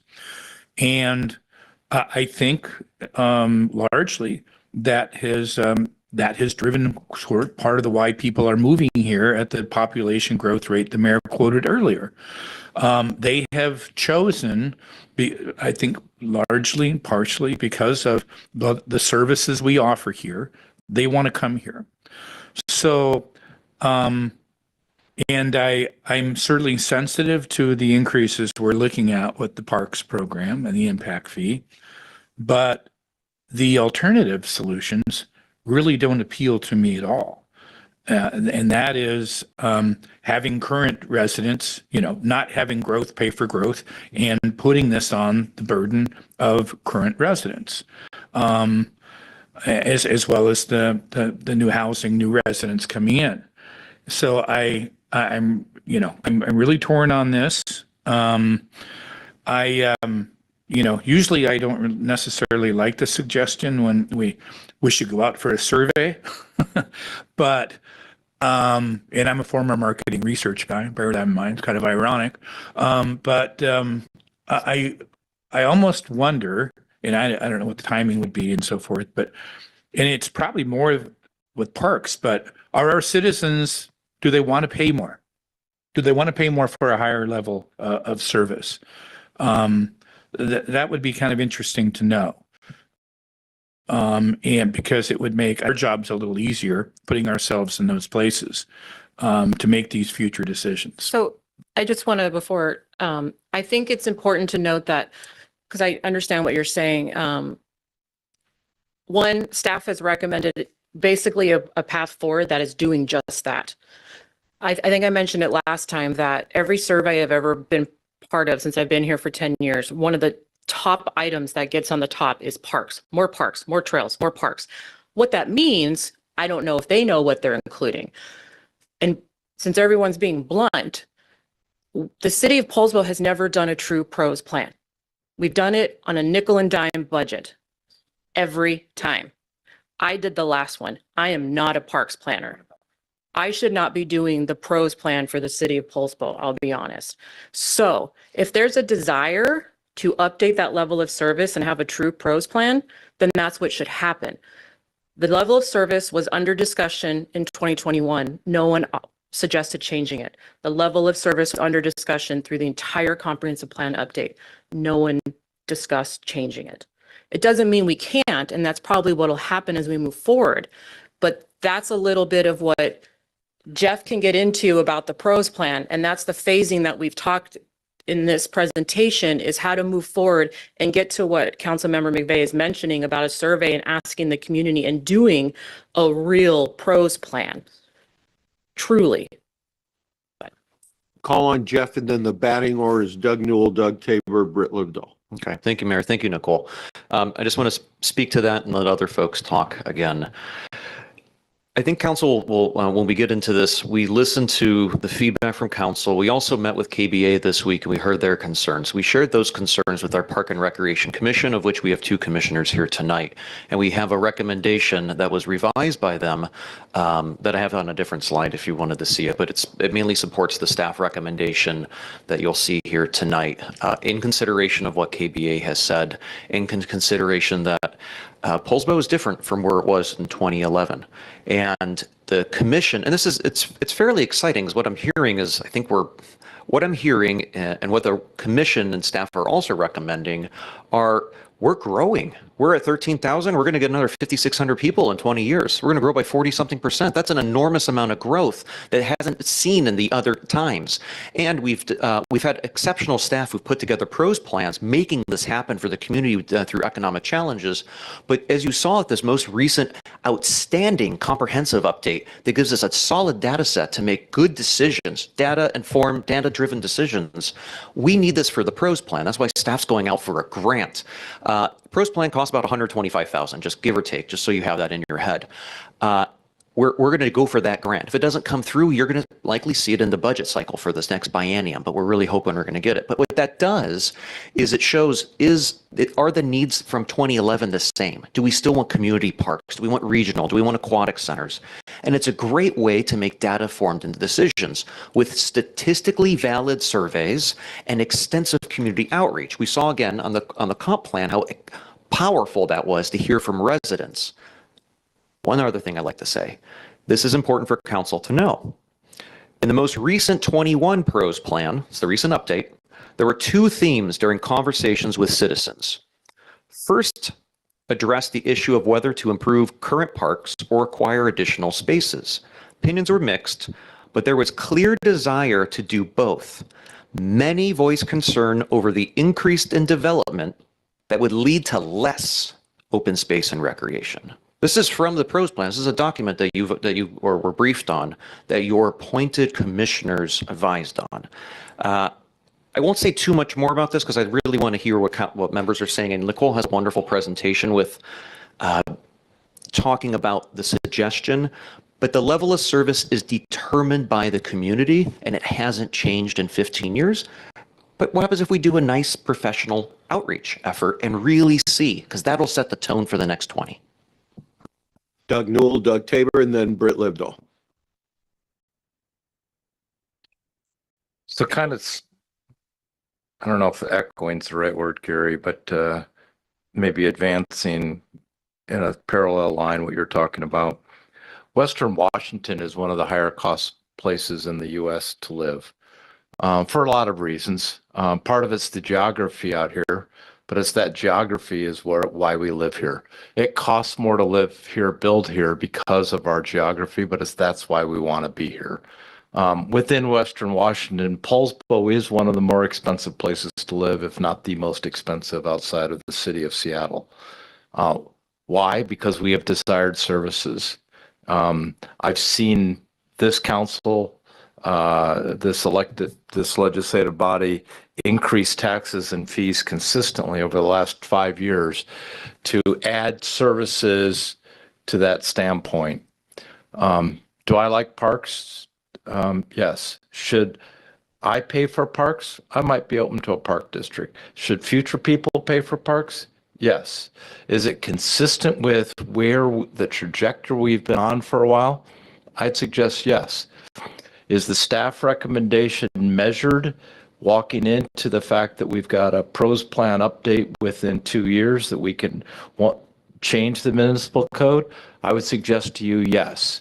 And I guess despite what Jeff might think I was leaning towards because of my huffing and puffing, I support the staff recommendation. Doug Tabor. Thank you for presenting, and I would love to see a parks district. And that's all for me. And I support staff recommendation. Britt Livdahl and then Pam. Probably going to say a little more than Doug Tabor. but I've been here longer. It's hard for me to. That's close. Move that closer. Oh, really? I feel like I'm shouting. I'm so sorry. I also have a lot of feelings, so I'm gonna try not to get too wrapped up in it. But it's really, really frustrating to me that we're in this position right now, and that decisions weren't made in a more incremental way. I understand some of the whys. I still have also, again, I've been here long enough to have experienced other versions of this council, and there was more resistance to spending money in some areas. So I find it really, really frustrating that here we are and we can't go back and capture the development that we've already had. I don't want to reduce our level of service that we have yet to actually meet. I think some of the best cities in the world become so because of their parks, and that the more we increase density in certain areas, the more important it becomes to have that open space and to have parks that are desirable. If we ignore that and continue to increase density, it's not going to be that pleasant of a place for all the people living in 5-story apartment buildings. So while it really hurts, I think this is just a bullet that needs to be bit. I'm not probably known for being a developer favorite, so this just kind of goes with that. But it does come with some pain for me. So I'm just gonna also say that I agree with the staff recommendation, and that we have to make a change and get on the path to funding what we've said we want to fund. Pam and then Rick. In reference to level of service, clearly in maintaining the spaces and, supporting facilities, what else? Obviously, all of the things that we can't even fathom that Parks and Rec does, what are the big tickets of level of service, if you can call out? I'm asking, okay, I'm sorry, I'm trying to articulate myself here. Okay, I'm gonna go to the word parking. Okay, we talked about parking. We know that the front water park is heavily used, and there's plans that hopefully will market and campaign to have folks use other parks. Well, that means there's going to be an increase of, which I agree with, of folks using the other spaces. We have perks. So I guess what I'm trying to ask here, is there a way to forecast what level of service might look like as our spaces expand with the growth of the community, in reference to also the 2028 PROS plan update? Does that make sense? I'm going to try on this one. So if I may, and I learned by repeating, the level of service, forecasting what our level of service, or forecasting the level of service per park type, neighborhood, regional, trails, open space. You get to pick. How about pick? Go ahead and Okay. pick. So the good news is in the rate study, it talks about when the in determining how much the impact fees would need to be, the level of service, and I'm just going to break down a little bit on this. The current level of service, which hasn't changed since the inception of impact fees in 11, 2 acres of neighborhood parks. Neighborhood park, I'm going to say Rotary Morrow, right? That's just because it's new and it's literally meant for that neighborhood. There's not extensive parking is a good way to think of it. 2 acres per 1,000 people. That's our level of service internally. Community park, I think of community park as Lions, and that place is hopping right now. I mean, I drive by every day because I'm checking on a couple things. It's great to see. 3.5, okay, per 1,000, so it's higher for community park because more people come from a little further away. Regional park, 1.5. So when I say regional, we assign Rob as a regional, but the perk's a really good example of a regional. So less, right? Because you're regional. And then we look at where our open space is, and that's 6 acres. So preserving, think about the canopy. Someone link the canopy study. So wetlands, the pit, preserving space, Wilderness Parks Trail, right? That's a great one to get down, where you can just all of a sudden be transported into the Olympics by just going on a trail because we preserved some of the open space there. And then a mile per 1,000 of trails. So that overall equals 13 and change. And the community helps determine this. And then the forecasting is part of the rate study, where we say we're going to maintain those levels for each of the, right, the community park, the regional, the trails, with 56 new 100 people coming on. Did I miss anything on that, Nicole? Did that answer your question, Councilmember Crow? Amazing. You got in the weeds with me. I appreciate it. It helps me to, better understand. Thank you. Thank you. Rick. Okay, quick question. Wait, while you got those up. So, the 305 mitigation property, did we factor that into your credits? It has been factored in since 2011. Yeah. I had no idea it's been factored So in has since the school field. 2011. So we factored that in back when we set this way back when, Yeah. even though it wasn't ours. Okay, Because it was always intended to come over, Okay. and it's still intending to come over. because that's a big chunk of Correct. undeveloped. Okay. That actually gives me a little heartache, not make me feel better, because I would have rather, we could put that in there now. Staff have but- tried really hard. Yeah. Okay. on this. So the other thing I'll just say is part of why I wanted, I fully support we do a professional, full-blown, paid-for pros plan. I think that is a great idea and a best way to move forward, because just like we've done with these other things, we bring in people who know better than us to figure it out and tell us the course of action. I think why you didn't hear a lot of this come up during the comp plan is because we didn't know to ask the questions. I know I didn't. So, that would have helped to inform us to ask the questions to then lead to this. But one of the reasons that I think, and I'm not saying necessarily lower the level of service, but I think adjustment, because perk is what I'm thinking about most. We have shifted, I think it's safe to say, in the last 15 years. And I think through your rec program a lot about this, where we are supporting, kind of what you said, Gary, we're supporting a lot bigger than Poulsbo. We are the regional center for North End. In between the bridges, between Hood Canal and Agate, we are the regional center. The perk is going to take on a very different sense than Lions or Rob, or, as that goes. And I think we need to look at that before we commit to $9,000, 9570.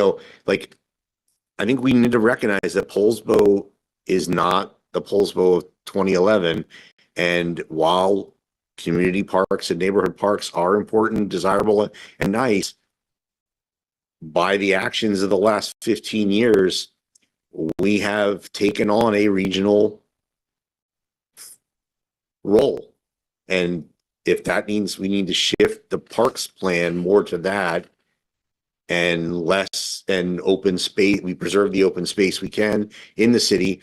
But with the Growth Management Act, we're forced to take the housing in order to keep the county green, which means the county should be using that green to provide parks, in my mind, especially when we're as small as we are. County is only a mile or two away from us sitting right here. And so if we're going to take the housing and keep the county green, then the county needs to help us use that green as parks. These are things we need to look at, not committing anything, but this is what we should be looking at through a professional reevaluation. And if we come back to the same number, or we come back to a higher number, well, then that's what happened. Councilman nearly emeritus Gary McVeigh. Thank you, Mayor. In an effort to kind of keep us moving here, I am going, just to be clear, I am going to join the chorus of a few of my colleagues here and support the staff recommendation. I appreciate all of the effort staff has gone through. I appreciate their dialogue with the Builders Association. But I also just want to note that from everything I've heard and from former council member Thomas's remarks tonight, our Park and Rec Commission has has battled, sort of wrestled this one for a lot too. And we engage them and encourage them to provide us with guidance and advice. And I think it's important, unless there's a very good reason not to listen to that advice. And so a combination of the Park and Rec Commission's recommendation, our staff's recommendation, I like the phasing approach. I am prepared to support the staff recommendation. Thank you. I think we're nearly there. I want to add just 2 cents. So number one, Perk Phase 2, Poulsbo Events Recreation Center Phase 2. Say that's an additional 10 acres. That accomplishes a number of goals right there, so that this isn't just these insurmountable hikes up this steep hill. There are certain park acquisition that'll satisfy this, that it's already on the council agenda anyway. And then number 2, is important that we apply some of these with reductions or waivers to those specific populations as we define them by policy, so that not everybody is being hit by this, right? We do have flexibility how to apply this, kind of a pay as you go. I'm not suggesting a millionaire's tax like the Olympia, and I'm not suggesting a head tax like Seattle, but I am suggesting for those populations through housing and the other criteria we talked about, there can be the reductions, waivers, or other policy considerations. So there's breathing room in these applications. Is there any further discussion, or we're ready to move on? Michael. I just want to make one comment that recently I visited a city that I won't name that did not have the kind of intentionality in its planned residential development that we do, and that does not have almost any green and open spaces. And it was just row after row after row of boxes with no balconies, no trees. And I do think we should make a concerted effort to not end up like other places that don't have the planning staff and the park staff that we do. So it sounds like we have consensus to move forward to June Council, do we have 17th. consensus? Okay. Thank you. Show of thumbs. Thank you for this I see it. good conversation. We have consensus. Much appreciated. Yeah. Thank you, Council. Outstanding job, both of you. Thank you to Nicole. And now we hit the proverbial bump in the road. Yeah, wait. Worked on that for hours and nobody heard me. A tree fell in the forest and no one heard it, Gary. So we're at the bump in the road on the agenda. All right, Front Street speed bump. Fire chief still here too? Yeah.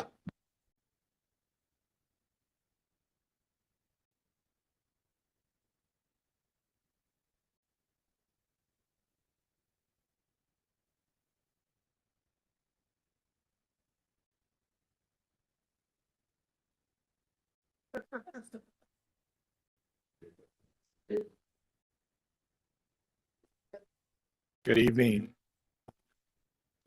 Thank you, Josh and Mike, for being here.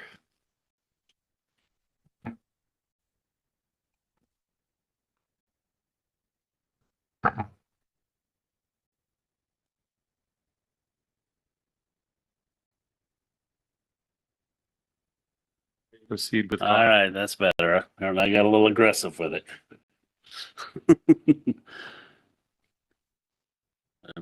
Yeah. All right, so we're here tonight to talk about, the wonderful subject of the downtown speed bumps that we've talked about numerous times, and moving forward with them due to the fire department's recent request. So a little background on it: the speed humps were put in 2020, just coming out of COVID when we were looking at the streeteries.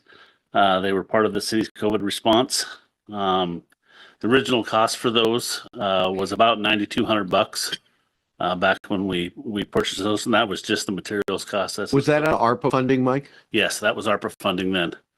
And that was, and that doesn't include the labor costs over the years of putting them in, taking them out, and whatnot. But they are portable. We simply just bolt them into the pavement. We remove them every winter in preparation of snow plowing. Otherwise, when the snow plow comes through, we just pile them up in a corner. And the fire department, as you all know, request removal of the speed humps or speed bumps, if you will, to help with the equipment, increase response time. Just a little bit of history on speed bumps. Speed bumps and speed humps and speed tables are all a little bit different. Speed bumps, very short and abrupt, 3 to 6 inches of height. Speed humps are a little bit longer, tapered, not quite as high usually. They're meant to keep traffic around 10, 15 miles an hour. What we have down there now is kind of a hybrid, if you will. They're about 36 inches wide, so they're a little wide and they're tapered, and they're only about 2.5 inches tall. But they keep you to about 10, 15 miles an hour. Speed tables, we do have one up there by King Olaf that Josh installed a few years ago. And those things work great. You can drive them at the intended speed limit, and they work fantastic in my opinion. Our current locations, there's the 3 red lines there. The street is right there in the center. Discussion topics. Take it away, my friend. All right, Mike was supposed to wear his matching shirt today. I apologize. Had I known, I would have. We'd look great up here, wouldn't we? All right. Yeah. So just to further expand a little bit, the streeteries is definitely a topic that we'll be bringing back to council later this year for discussion on whether or not those are going to be extended. And, if we do have speed bumps, speed humps, or whatever sort of traffic calming measures, part of that discussion may need to be about who pays for these devices in the future. Should we keep them or install other measures? So as you know, this discussion is really in response to the letter you received from the fire department talking about the speed bumps downtown, but also just acknowledging there's a larger speed bump concern or frequent requests we get throughout the city as the quick speed reduction fix. And that's not really accurate. Speed bumps are not the fix that we like to go to. It's really a last resort because studies have shown that they're actually not effective in the same sense. They have a lot of negative impacts associated with them. You might get a very short duration of a speed reduction right at the speed bump, but what you'll see is people accelerating to get to them or accelerating to get away from them. And then as you note here, for fire department emergency services, it slows our response time, also damaging to their equipment over time. So on Front Street, we have approximately 8,000 cars per day that traverse downtown. And these current speed bumps or speed humps, they do impact every driver that comes downtown and their vehicles. So the current posted speed downtown is 15 miles per hour. We looked at the current data from back at 2024 of January to today, and what we're seeing is average speeds in the 85th percentile of 13 to 15 miles per hour. So we don't show a speeding problem downtown, so that's good news.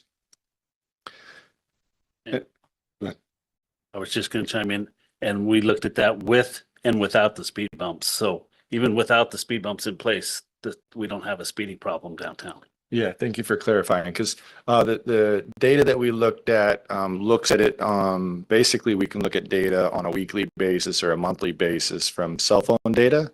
And so what we're seeing is we can look at it from when the speed bumps are in and when they're out, and there's a small difference in that, but also noting that when they are in, downtown is busier, we see a lot more pedestrians, and pedestrians also serve as traffic calming measures. Sorry. All right, so here's an example of what speed cushions look like. And when we have been coordinating with the fire department and having some discussions on what might be some better solutions down there if we were to do anything at all. And this was one idea that could be supported. So we looked at the data, as I mentioned. We coordinated with the fire department. We reviewed what some other jurisdictions have done in and around streeteries. Our streeteries currently are required to have high visibility, like reflectors on their streeteries. We're required to have wheel stops at the end, tubular markers at near the ends of the streeteries, also just to create that high visibility. We require them to be placed back away from the travel lane, and then the property or the business owner is also required to carry an additional insurance policy. So after going through this process and reviewing where we started and where the last 5 years, 6 years of streeteries have been and our data, we are currently recommending removal of the speed bumps, and we'll continue to monitor downtown. If the streeteries are voted to continue or they grow as we get more of them, we'll work to reconsider whether it's other traffic calming measures or whatever might be needed, and we'll coordinate that with the fire department. As you saw earlier, Front Street's on the priority list for a redesign. So when we get to that redesign, we'll definitely be designing in traffic calming measures and coordinating those with the fire department, and designing Front Street for the placemaking of streeteries or other type placemaking spots as well. So with that, we'll open it to any questions. We're really looking for just a thumbs up if you guys agree with the recommendation to remove them. Mike will be happy. I know Chief would be happy. Gary, in your honor, I was going to call for a thumbs up and get you to dinner, but in your honor, we're going to hear from you. Oh, thank you. I was one of the early supporters of the speed bumps, partially to because of the streeteries, but also because of just the amount of pedestrian traffic downtown. As some of you know, I tend to be down there in the mornings quite a bit, and especially when there's not much traffic, when people are going to the schools, some people can come flying through there. But I am prepared to accept the recommendation to remove them, particularly because the fire department has requested it. I can see where it is not good for their equipment. And I'm hopeful that, in the not too distant future, we will be able to redesign Front Street, make those Front Street improvements. And I would assume at that time, we would be looking pretty seriously at some speed tables, raised crosswalk sorts of things like we have there near Sons of Norway now. And that's really the better solution. So I am in favor of removal of the speed bumps and kind of continuing to assess the situation.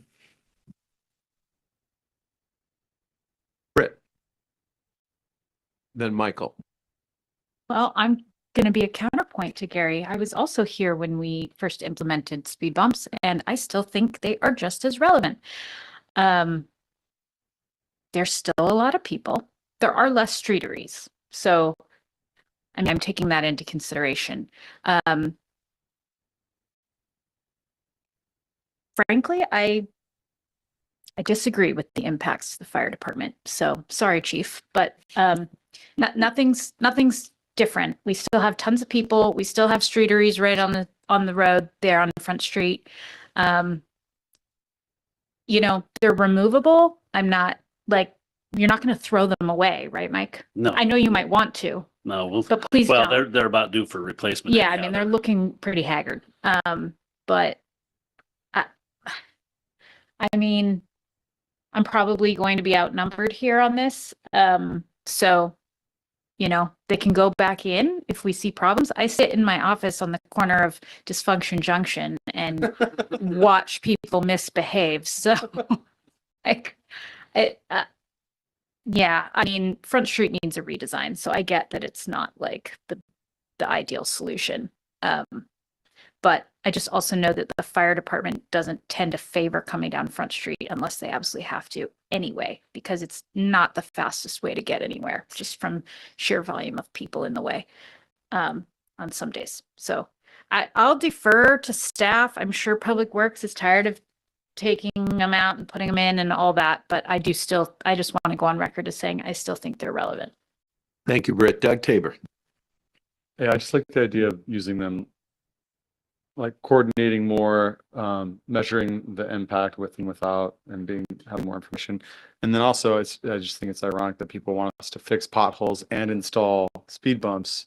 We should just have naturally occurring speed cavities. Mike signed off on it, and so just two birds, one stone. No, but I approve of the recommendation. Rick. Yeah, I'm inclined to say as long as we're kind of turfing the triggery conversation down the street, we just leave everything alone until we redo Front Street. But then you brought the speed isn't changing whether they're there or not, so that kind of pushes me the other way. I mean, Front Street, half people down there think the whole thing is pedestrian anyway, walk out in the middle in front of you when you drive. So I don't know that anything we do is going to make it that much better, but unless we put the nice railings all the way down, up and down, and that's ugly, so we won't do that. So, but yeah, I mean, we put them in because of streeteries. We haven't figured out what we're doing with streeteries yet, so in my mind, they're tied. So they're tied together. So until we figure out streeteries future, or we tear the whole street up, I kind of just want to leave things as they are. And like you said, they're coming up on being replaced anyway. I would also, that be the next, leave them until we decide streeteries in Front Street, or when they have to be replaced. And then we talk about them again. They're, like I said, they're due for being replaced, and that's where I was having this conversation with Josh earlier.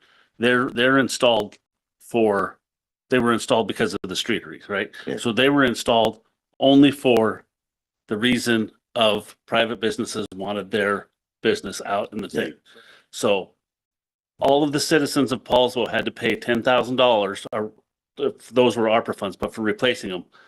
For that, our street budget doesn't take that, right? We don't have a lot of money in our street budget. And How soon do you think they have to be replaced? as soon as we move them again, at all. Which will be with the that, vote, really that or quick. if they just start to come up, because every car that goes over them rattles them, shakes them, and wears them out. And So we could conceivably leave them till winter and then discuss if we try to put them back, which would actually. that is a council decision. I favor the fire department. Michael?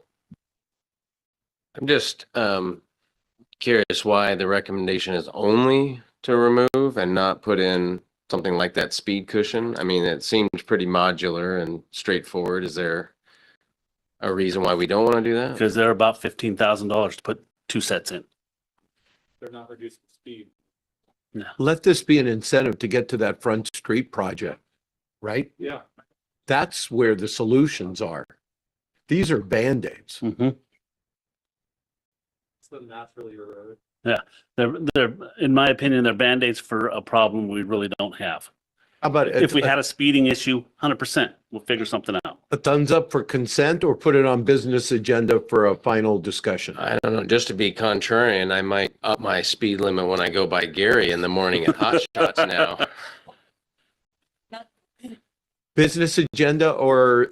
Business agenda is fine. And I would just say, yes, so you get some people speeding through there in the morning when the traffic isn't so high. But, later in the day when there's people driving through, there's more people, that traffic really kind of serves as a traffic calming, speed calming issue. So business agenda, Josh and Mike, thank you. And I think it's a speed bump for Diane on a Front Street project. Oh, I like that look. Thank you, gentlemen. We are moving on in the workshop agenda. Council liaisons update, and we have Gary McVeigh to thank for this. Yes. Gary, we're staying late just for you.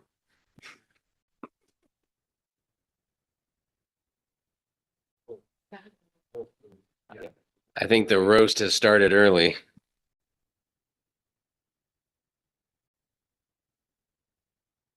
Thank you, Rihanna.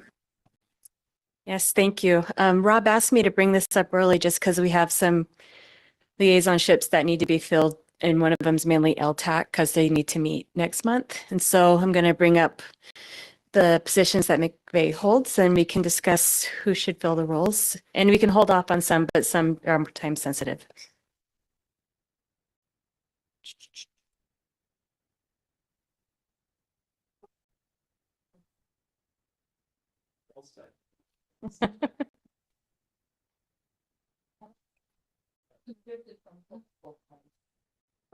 All right. So as I mentioned, LTAC is probably the most pressing one, and that does require one council member to serve on it. Is anyone interested in serving on LTAC? I know that Councilmember Fitzpatrick said he could possibly do it. I'm just say of the entire list, LTAC is the only one I could do. I'm not necessarily volunteering to do more right now, but I cannot do any of the rest of these because they're all during the workday and I can't take more time off right now. So let me, between Michael and Rick, just posing the question hypothetically, how do you guys feel? Who feels more? I have discussed the LTAC requirements with Gary. He's been very helpful on that. And I think that is accommodating to my schedule. So I'm happy to do it, but it would probably be on the condition that I wouldn't be taking anything else because I'm pretty maxed at this point. So. Wait, can we just hand these off to the new council member once? You know, typically we do that. However, we don't know how experienced they're going to be Yeah. in these positions. Hold their hand. Rick, I would say right now, the LTAC meetings are during the day. I suppose they could be moved. Well, moving them to the evening would be difficult because you have Debbie staffing it, you have Jeff staffing it. So I think Well, it then, kind yeah, of then needs that to be really during takes the me day. out too, so. Yeah, so so. Michael, you're willing to serve? Yeah, I'm willing to serve. Okay. Okay. What's next, Rhiannon? So really it's about KRCC, the alternate for KRCC, Transpol, and then the PRTPO, all kind of transportation based. Take the easy stuff. Doug Tabor, did you volunteer to do KETA? Hold on, he's wait, got keto. wait. One question is, are there any of these roles, Gary, that you feel the newly appointed person could do without needing too much experience? Because I do think those we should just leave those open, I think, until we appoint a new person. I would say the ones, let me kind of go opposite if I could. The ones that you think you really kind of want more of a seasoned person in, ideally, would be KRCC, and the KRCC Transpol. I think those would be the two, that you want a more seasoned person in. Does that help? Okay. So I'll take that green guy, Doug Tabor for KETA. Yeah. We have an event next week, Doug. You're gonna have to put it on your calendar. Can I ask where the KRCC is an alternate position, right? So we have there is one position which is actually KRCC, the council member position, but then we need an alternate should the mayor cannot attend Transpol. So the alternate is Transpol, but the actual KRCC, that is a position. The person must attend those meetings. So do we have two representatives to KRCC? Yeah, the mayor and I have been serving on KRCC. Previously, it was Merrick's and Councilmember Stearns. So they basically fill those roles. And I would note that the KRCC Transpol alternate, that has not, at this point, hasn't required a great deal of work because we are an alternate to Leslie Schneider, experienced councilwoman from Bainbridge Island. She so far has attended every meeting. I've been attending the meetings just to kind of come up to speed, but that is not a particularly heavy lift right now, but it is an important role when it comes to money and fighting the other jurisdictions for funds. So that's why I've said you probably need kind of an experienced person for that one. What time of day are those? It's the first Tuesday, 2:15 to 4:15. Oh, the alternate? Yeah, I don't, typically afternoons, Rick. You can zoom in. there are 4 meetings a year. I did. KRCC, I think you'd want to, the person would need to be there in person. And those are typically from 2:15 to about 4:15 in the afternoon. If the transpol is similar time and it's only alternate and it's Zoom, if nobody, I mean, I could probably do that if nobody else wants to, because that's only leaving work a little early. And if I had to Zoom from the car, I can do it. Sure. Yeah, I'll be honest with you, since I'm an alternate and I don't vote, I have been joining on my cell phone so I can sort of do some other things and just listen in oftentimes. Yeah, I have to be off base before I do that. And it's just some of the other ones, going to Seattle is taking all day off work. That's just how, so that's the kind of stuff. That's what I'm looking at. So yeah, if nobody else wants to, I could do the alternate for transpol. But like I said, I would prefer not to. I would prefer not to take anything else on if anybody else wants to do it or can do it, but I will do it in a pinch. Yes. Do we want to discuss the KEDA appointment, Gary? Because some of us are wondering whether that's worth retaining. I don't think we have an option. I No. think we have to. Bylaw. Yeah, we are required to have 2 representatives. Other cities have 2 representatives. Do I think that's necessary? No. But that's the current status, and Mr. Tabor is willing, so I would not fight that battle right now. But we pay fees for those positions? There's a dues associated with KEDA. Yes. Yeah. We're members. We're members at $10,000. We don't pay more if we have 2 people going compared to 1 person going, if that's what But you're I'm just saying. pointing out, it's 20 grand for our membership dues? I think it's Correct. 15, isn't it? 15,000. 15, yeah. Yeah. Well, that could be something for the new person. Rhiannon, how are we doing? Can you catch me up? What's still to be settled? I can't because it's on the L drive. I So think KRC's, transpol is going to be Rick. yeah. No one for KRCC. Unless somebody else wants to raise. Tabor said he would do KEDA. We haven't talked about PRTPO, and LTAC is going to be Michael. I still think that if we want an experienced person on KRCC, it would be better for Doug to do that than the KEDA and have the new person do the KEDA appointment.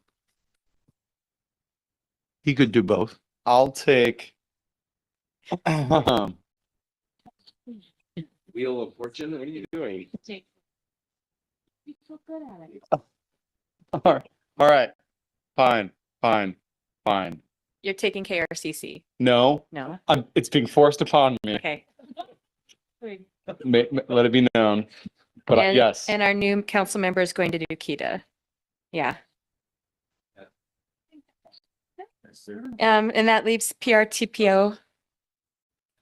Peninsula Regional Transportation Planning Organization. That's where we look west and join with Clallam and Jefferson and Mason counties.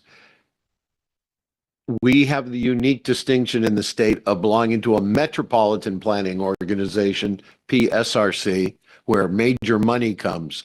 And then the smaller regional, rural transportation planning organization. And so who's interested in transportation is the question.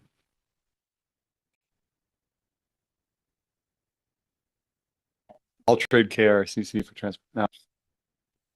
We also don't have the other committee on this list. Maybe you try to give this one to the new person too.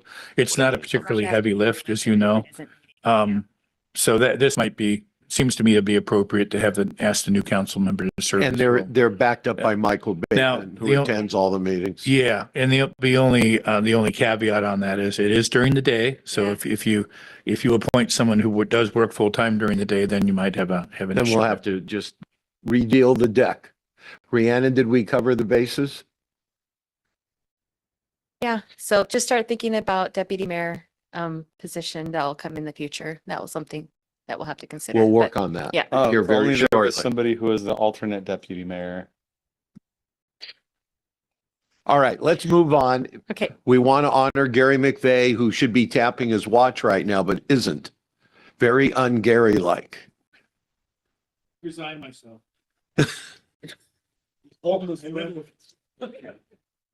Thank you, Rhiannon. Okay, we're back on agenda.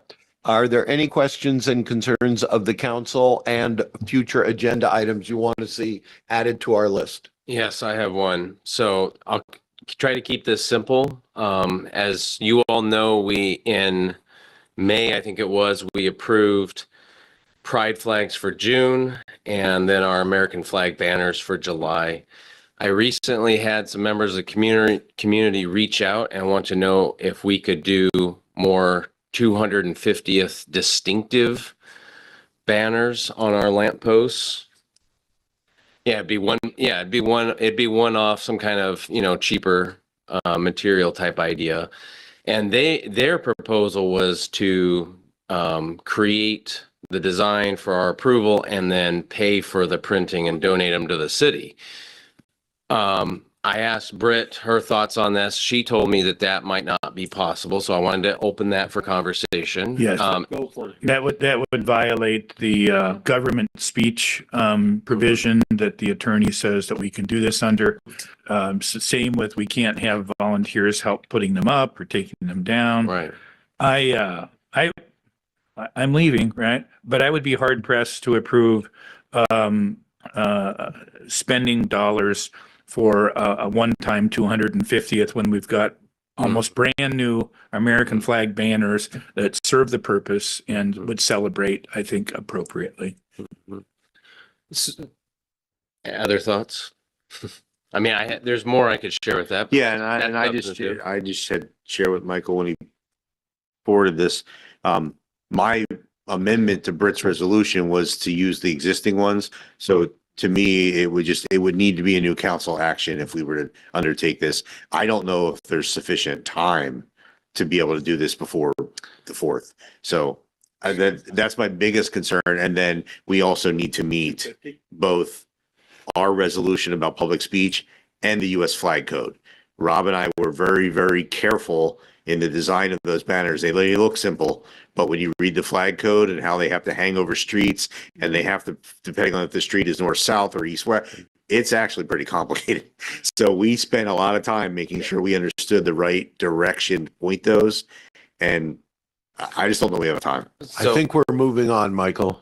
Well, follow-up question is, when you initially did the pride flags, Brett, you were putting things in holes in the ground. Are those open for community members to design and decorate? In other words, I'm sort of thinking, is there an alternative that we could present back to Britt's community familiar members? with the holes in the ground. Not in a really, really successful way. I mean, we did it. They were stolen. Right. Thrown in the trash.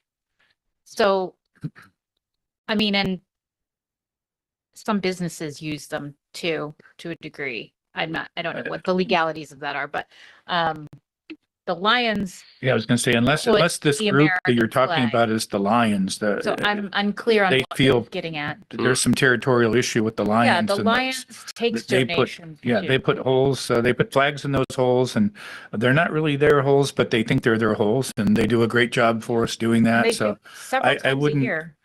So one possible outlet for some of this creative energy could be directed to the Lions. Well, if it, Sure. As the leader, you should probably abstain.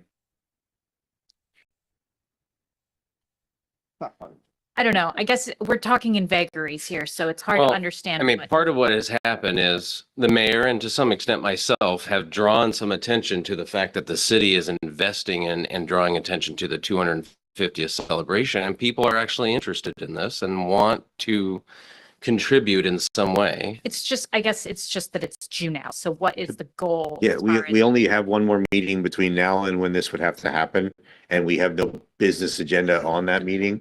So we would have to change the agenda and adopt we it have in the two- same. we have two How about? Sorry, we have how one about- meeting with the business and one. Hold on, everybody. We have a comment from staff that might help us. Debbie and then Jeff.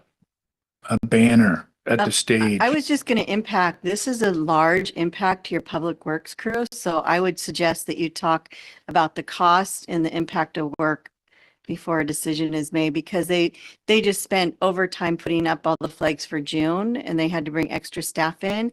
They're going to have to take them down and put new ones up. So I would really, and I'm fighting on behalf of the staff. I would ask that question. That's already going to happen, Deb, because that was already in the resolution that when the Pride ones come down, the US ones go up for the month of July versus putting the Norwegian ones back up. So that piece is already covered. But if we change out what they're putting up, we got to have time to talk about it, see it, have it be presented, have it be voted on, and then they make it. I don't know if there's enough time.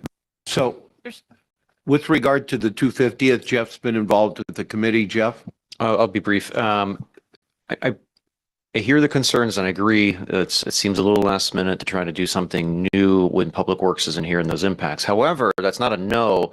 I would redirect them there's an entire community committee that the mayor's on, Councilmember Newell's on, that is planning the 250th, the picnic, the celebration. That seems really appropriate to connect them with the committee. There's funders, there's new sponsors, there's decorations.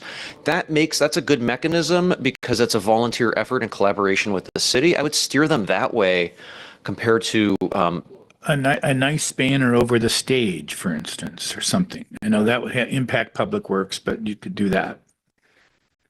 And I think in short, if people want to have resources, don't, and then it's short on, we're saying it's a little short on using the city's resources to tie into that. They can use their resources in other ways in the community to support this event. They don't have to go through the city. I think we're good. I think Michael's good, and we'll direct him on to the Monday 250th committee meeting. Any other questions, concerns of the council? We're moving on to public comment, but there is virtually no public left. There are veterans out there, one veteran of this meeting. Thank you, Kathy. You never miss a meeting. We're moving on to last mayor and council comments. Do I see any? Otherwise, I would entertain a motion to adjourn. Motion to adjourn. We have a motion and a second. Will all of you be here next week? Okay. All those in favor of adjournment, say aye. We stand adjourned. Thank you, ladies and gentlemen.